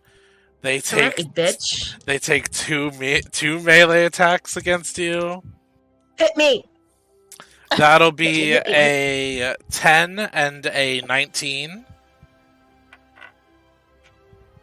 So that'll be 5 plus 4d8 radiant damage. Okay, so that's 5 damage, and then this is the radiant damage. Oh my god. No, Uh, Derek, you motherfucker. So somebody do the math. What's 7 plus 16? 23. 23. Dream is down. Yeah. I know that because I'm looking at their health. Yeah, it's a failure. Success. So He that brings collapses. us back to Caliver. Shit. Now that Dream's down, I gotta. I at least got someone down in this fight.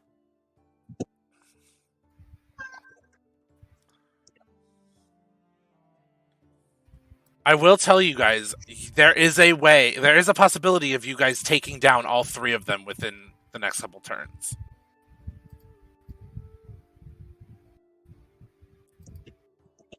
Darn. Okay. Well, sorry, Dream. You're just gonna remain unconscious. No. Well, it isn't the first time. It's okay. No, we should probably. Well, you have a while before Dream has to make a save. Does he at least look sexy while he's passed out? No. No. Oh. No, he's like slobbering from the mouth wide open. Right. You know what I'm gonna do? First, I'm gonna catch motivational speech. Okay. At 5th level. Okay. What's the range on that? 60 feet. I can pick 5 allies and give them. Hang on. What's the original level spell? 3rd, 4th, 5th, 20 temporary health points. Does that bring somebody? Do temporary health No. points bring someone up? I just had to find that out, and it does not bring them up. Yeah. But they can still accumulate temporary hit points. That's Which is weird. pretty odd. So they just, I guess they would have, like, the damage would have to go over the 20 temporary hit points in order to count as a death save, probably. Or a death fail when hit. Oh, that's fine. Do what you would like. So, who's near me? I know I want Evangeline hit, and I want Riona hit, and probably Dream if Dream's within range. That's 3. Who else is there? Like, near... I'm on the stage in front of the... It is big boy. Elias, Ariandri, Riona, Kuma, and Evangeline. Okay, so Kuma and Ariandri. So Ariandri, Kuma, Riona, Dream, Evangeline. Those 5. Okay. Get Oh, 20 yeah. temporary hit points. 20? 20 temporary hit points, and you have Damn. advantage on wisdom saving throws Oh, fuck yeah. while you hear my performance. It's pretty sick. I'm just so inspired. I'm so motivated. If you are Real. attacked and you have these temporary hit points, you have advantage on your next attack roll. Oh, hell yeah. So even if you lose all 20 of those temporary hit points, whatever attack dropped you below the temporary hit points, you gain advantage on your next attack.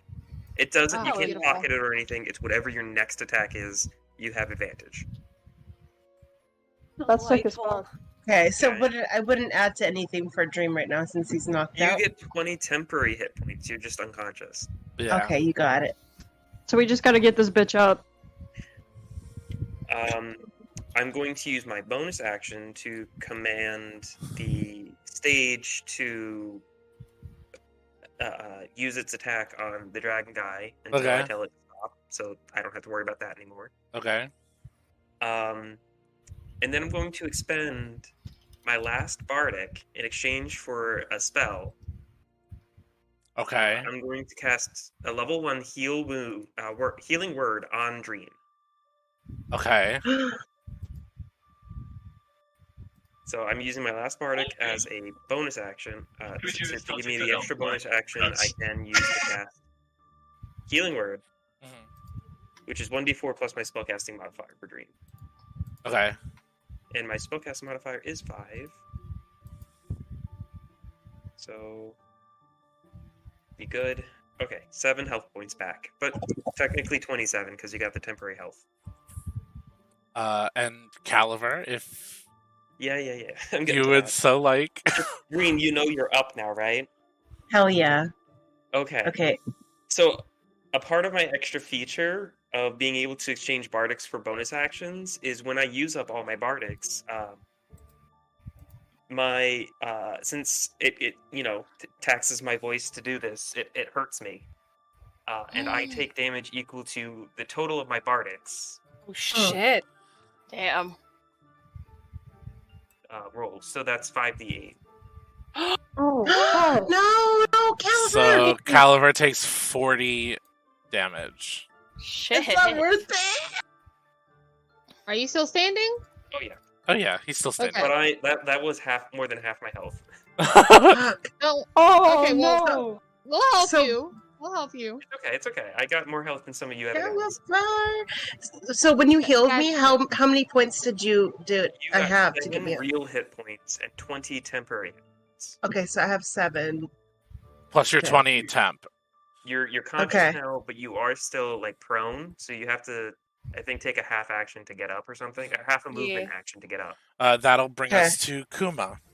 Nope. Oh. I got my dancing stage turn. Oh yes, Dancing Stage turn. Sorry, I don't have that in my initiative, so I forget about it. It's okay. I'll remind you every time. That's fine. It gets to do a forced empowered slam, which is a melee weapon attack with my spell attack modifier to hit. Okay. So that's a d20 plus 5. 11. Does not hit. Oh wait, what would I need because it still has a bardic? So you have an 11. You have a D8, right? Yeah, I'd need an 8, wouldn't I? You'd need an 8. No, It has a alright. 19 armor class. Okay. That's my turn. All right. Now it's Kuma's turn. Cool. A lot's been going on. Yeah. Damn. I guess we'll do enlarge because I've got a paper from Caliver from before. Is it a different spell for Kuma? I don't. I'm No, asking. Kuma also has enlarge. Oh, Kuma, okay. Riona and And Rainer all have the enlarged piece of paper. Okay. So we'll do the enlarge, and then I'm still within range of the dragon, right?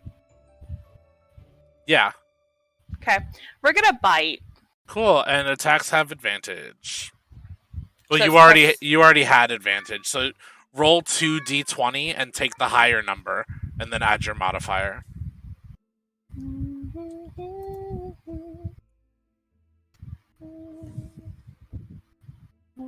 15. And what's your modifier for bite? So it's normally a 6.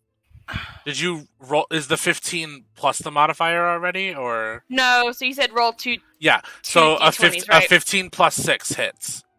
Okay. Oh, and then damage, right? Yep. So now you can roll damage. That looks like a 6. Cool. Is that all you can do, or? I mean, Oh, you have War Priest. You can Oh, you God. can expend one of those to do a bonus attack as a You know bonus what? action. Yeah, I forget you're a war cleric and have War Priest. I do too, so don't feel bad. Gotta be an honest DM and tell you guys what you have.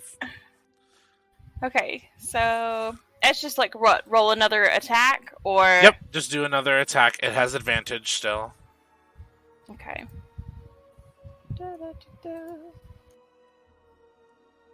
Another 6. Cool. 6. Bam. Awesome. That'll bring us to Elias. Elias is going to... What's he gonna do? You know what? He's gonna flurry of blows.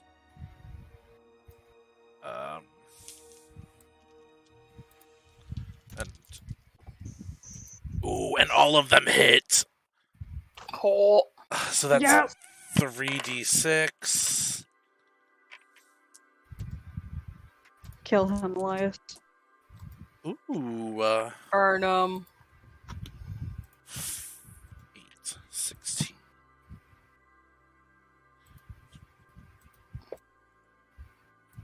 Elias does enough to take him down.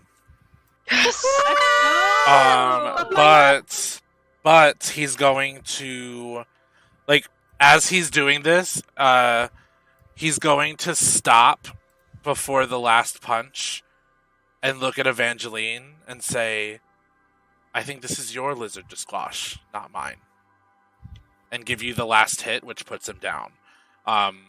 And Delf falls and is dead. Woo! What do we do with the body? But you all still have The other people. the other people, which Elias is going to action surge and attack the other person on the stage with them. And that hits. And that is... Wait, does he have an extra attack yet? Besides the flurry of blows? He does not. But also, this person has to make... that was 4, so minus 7. This person has to make a Constitution saving throw. That'd be to 16. It does not, so it takes the 2d8. Or is it 2d6? 2d6 force damage. Holy shit. Okay, it does 8 more damage to this person, and this person is not looking good. And this person is going to be like, alright! I yield, and is going to drop their weapons and walk backwards to the back of the altar. And that is Ariandri's turn. Oh, fuck yeah. Thick as hell. So we have 2 more worshippers left? Yeah. Are there any in range of me? There is the one that just said they yield. That's it? Yeah. Where, how far... The other one is by dream. What is that, like, range-wise? That's like 50 feet. God damn it. Well, you know what, my fly speed is 50, so yeah, that's happening. Yeah, so I'm gonna fly over to this bitch. And I'm gonna just roll to hit. That's a nat 1. Oh. That does not hit. No, I know, but I am gonna take my extra attack. Okay. Okay. Oh shit. That's going to be a good 19. That very hits. Good 19. Beautiful. So with that, I'm also going to do my 2 weapon fighting. Okay. So I'm going to roll to hit. I'm going to roll to hit for my great axe first. That didn't work. Hold on.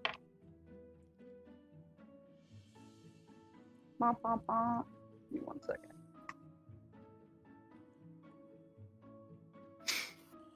So that 11 is... damage. But I don't think it added my rage damage.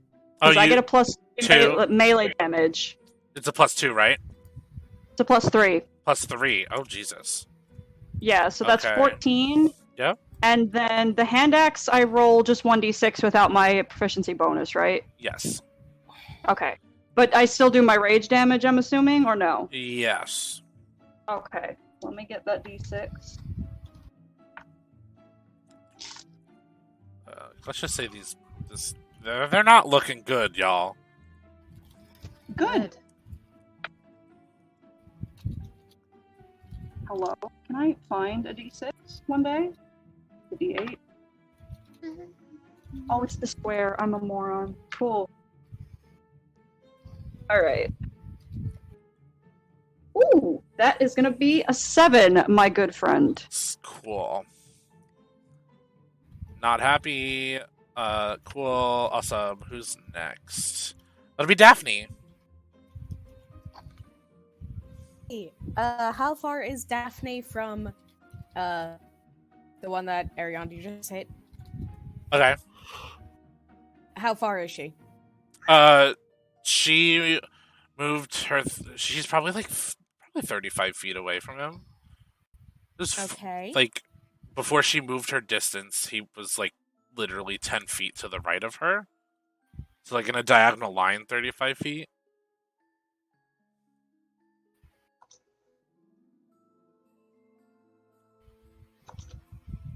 And Ariandri is within 5 feet of him, right? Yes.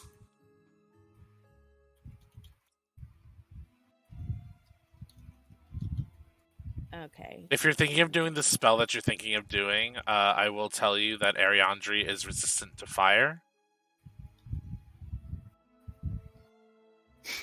I do be. But Dream is not. And Dream is also right there. Dream, no, stop dying. Okay. Okay, so we're not gonna do that.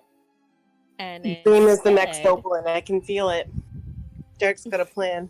Not Your on my body will fucking just watch. disappear and we can't raise you. I still got spell slots. So does Daphne. She has a lot of them.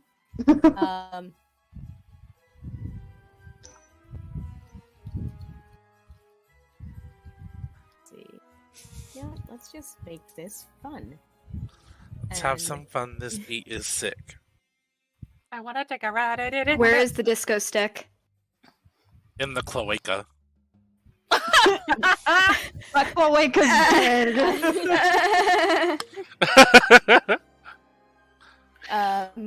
Daphne is going to cast a level 4 magic missile.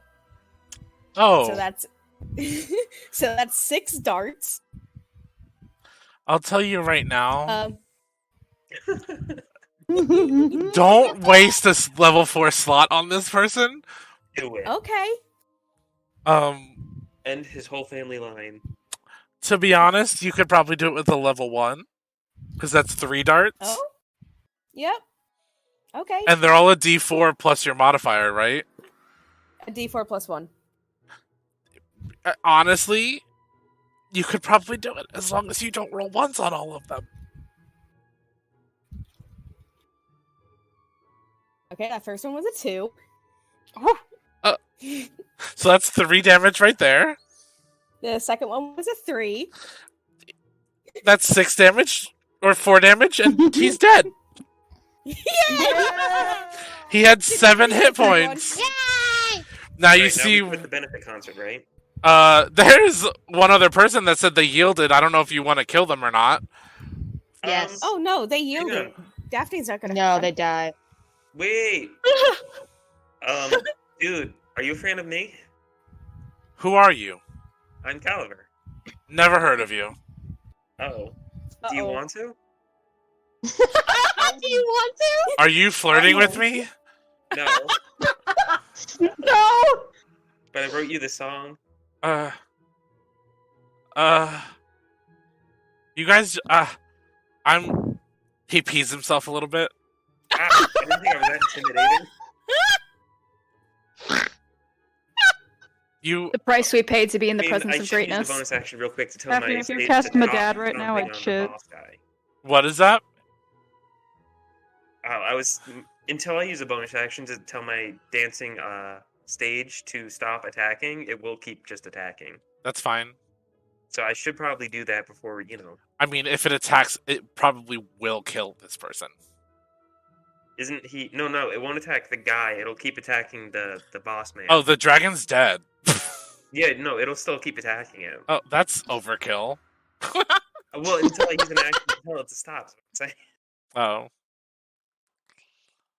So maybe that might be intimidating this guy into being is because I'm asking him to come listen to my show while my stage is attacking. his boss. Yeah. Well, I mean, you guys also did just kill an adult dragon, so You also killed a lion drake in one fell swoop. You know, things we do on Daphne Tuesdays. is very upset about that, by the way. It's part of the stage now. It's in there. Listen. So if you guys aren't going to kill... I gave him to the count of 3. If you aren't going to kill him and let him surrender, then we are out of initiative. I was Evangeline- actually... Oh, Sorry. go ahead. I was going to ask if I could cast Mass Cure Wounds on everyone. Oh, please. Go right ahead. Fix everybody up a little bit. I'm okay. Okay, so who is within 60 feet of me and who is in the worst shape? I need to know that because I can only pick 6. All of them are Evangeline, within let me- the... 34. I'm. Oh wait, I'm actually- sorry. You have to be within a 30-foot radius. Once again, within do me. not pick me with my temporary hit points. I'm actually over my max, so do not pick me. Okay. I'm at max, so don't pick me. Okay, who's in the worst shape? Dream. Yeah, Dream. That was a Yeah. given. Who else? Evangeline? Evangeline, without temporary hit points, like, she's at 24 temporary hit points, but she has 34 normal hit points right now. Okay, so Dream, Evangeline, who else? Daphne's at Caliver. 46 out of 62, so she's pretty good. Caliver's at 37 out of 77, so... Okay, Caliver, Yeah, who Caliver. else? Calvin needs it. I can Anyone also else? just. Oh, I guess I should save the spell slots in case something else comes up. How's Elias? Elias is fine. Elias is at Okay. 100 out of 20. 130. Oh, Jesus Christ. He's All at right. yeah, he's like... Save some for the rest of us. He's almost full health. Well, he's a monk fighter, so he's got pretty good hit dice. Can I actually target myself with Mass Cure Wounds? Yeah. Okay, cool. I'll do that too. Well, if no one else needs anything, I'm gonna do that, and I rolled before I asked in anticipation. Yeah. So, target regains hit points equal to 3d8 plus my spellcasting ability modifier. So everyone that I've targeted regains 22 health points. Nice. Very sexy, delightful, thank you. The dragon chosen, the person that surrendered to you guys, is like, his office is over there. And runs out of the building. You stay nowhere! And she is going to cast Charm Person. Oh, what is that DC? 17. And wisdom or charisma? Wisdom. Wisdom. He's charmed. She points at him, goes, sit. I'm sat. Day. And, do any of you have a sword? Riona offers hers. Elias will actually offer you a great axe. Oh, even better. Cool. Sorry, my little barbarian gay heart just kind of went, aha! Aww. Aggressively Debbie Ryan hair tug. She is going to take the axe, and she is either going to try and sever off the head or some sort of trophy of the dragon. Oh, the Hell head, yeah. the dragon? Yes. Look, if you can give me it to hit, and it hits, I'll let you take it. Delightful. What is your to hit DC with your main weapon that you have? +6. I will allow you to use, since it's Elias's weapon, I will allow you to use his +7 to hit DC. Delightful, thank you. That is a 14 plus 7, which is a 21. That hits. You may cut off Delf's head. Fuck yeah. She takes it and with one fell swoop, goes down, cuts the head off, and she goes, this is going to be a trophy for later. The office is that way. If someone wants to go in there, I'll be there in a second. As you cut the head off of Delf, you feel and hear 3 loud horn blares throughout the city.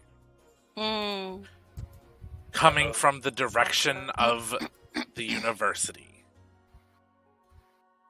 Oh boy. Is that good or bad?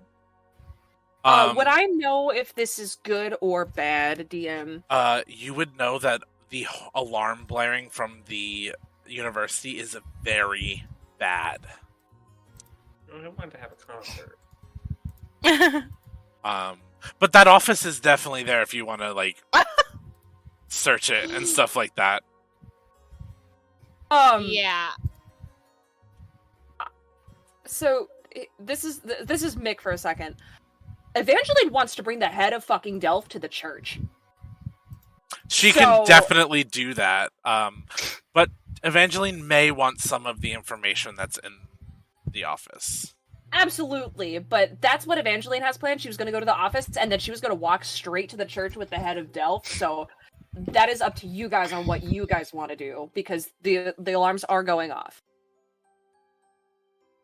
I mean, don't bother me.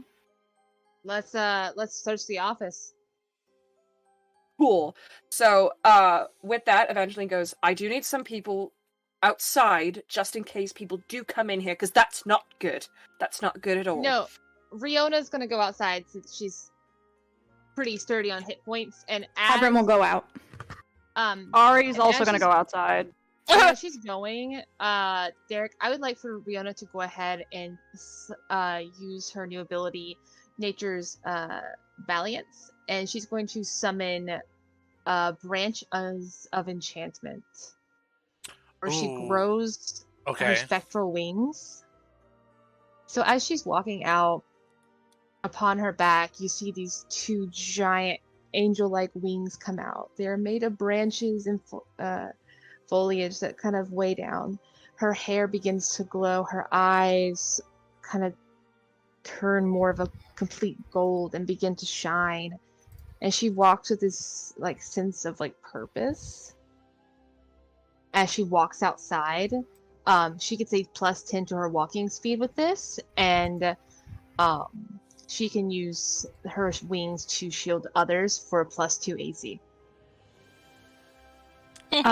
In keeping with the theme, Avram will also utilize his new ability, the Tales of the Fox. And for all you weebs out there, this is gonna look very much like Naruto, assuming the nine-tailed fox aura. And anyone within 10 feet of Avram will gain an additional 10 HP per round in the aura field. I dig it. Nice. So you guys, is anybody going to the office or is everybody leaving? Evangeline is in the office. Give me Kuma will an follow. investigation check. Cool. Do you want me to roll it as well? Not Yes. great. That's a 7. Oof. Yeah. Elias is going to give you the help action. I got a 22. A 22. Yeah. You find a button underneath the one side of the desk that pops the bottom drawer open. Oh, cool. And inside is a file that says the plague of Highval, and it says the year that the plague happened. Oh. Wait. Do I need to get Evangeline's attention, or is she like right there? Oh, she's there. She was Okay. not. She had a 13 investigation, so she was looking in the wrong places, but she's nearby. Okay. Cool. So, is this DDM? Is this the same plague? This is the plague. Is this the same plague that took Yes. Evangeline's? What? And she looks at who's in there with her? Dream? Or who is Kuma Kuma. and Elias. Elias. She looks at Kuma and she goes, Kuma, hand me the file. Kuma will gladly handle file. And she reads through it to get the confirmation that this is the same plague. You read this file, and you find out that Delf is the one who set the plague on Halval. And that your father was the first person to contract it after fighting Delf and finding out the truth. Your father did not die of the plague. Your father was killed by assassins in his sleep to make it look like the plague took him. I think you see in that moment, Evangeline was angry when she got the message from in the Blush and Crow. You see her go stone cold neutral as she just looks at Kuma, hands her the file, and goes, "Protect that with your life." You and got she it. turns around, and she walks out, and she goes, "I'm going to that church, and I will be the one to tie the noose." And she walks out. And that is where we will end our session. Hot. Good. Holy shit! Um, That was So, Jesus Christ. you guys have now just killed a dragon. 2 dragons, Hell yeah. technically. I'm so proud of you guys. You all may also level up. Woo! You are all level 11.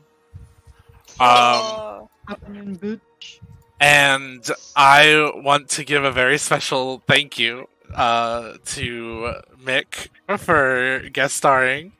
Thank you for having me! And bringing such an amazing character into yes. our realm. And making it so easy to progress the story and even widening the lore of my world with your character. You. If you all aren't following Mick on social medias, go do it now. I will find you. That's a threat. Yeah, my social medias is Radicalslinky on all social medias that I want you to find. Yeah, thank you guys so much for having me. You guys were so much fun. Yes, of course. We're happy to have. And hopefully sometime in the future, Mick might be back. Maybe as a DM, maybe as a player again. Who knows? Who knows what the future holds? Who knows? But you all will find out what happens in Halval later on in the story, and what happens with our friends as they try to figure out what that alarm is. And in a couple weeks, we will be announcing our next guest star. So keep an eye out on our social medias for that. Yeehaw! I would also like to announce that sometime soon, if I can figure it out, there is a special episode being put out that is not a part of this campaign, but concurrent to this campaign. And you'll have to see what it was, because I'm not going to give any more information than that. So look out for our special extra episode that'll be coming out. Might be coming out at the same time as this episode, who knows? But yes, thank you for joining us and helping our friends fight a dragon, and those in the chat who are in the chat doing math for me. I appreciate you too. But yes, thank you all, and goodbye for this week. We will see you next week on Friday at 9:30 p.m. EST, 6:30 p.m. PST, for another episode of Queers and Spears. We have finally crossed the 20 episode mark. Thank you all, and good night. Say goodbye, my godlets. Goodbye. Goodbye.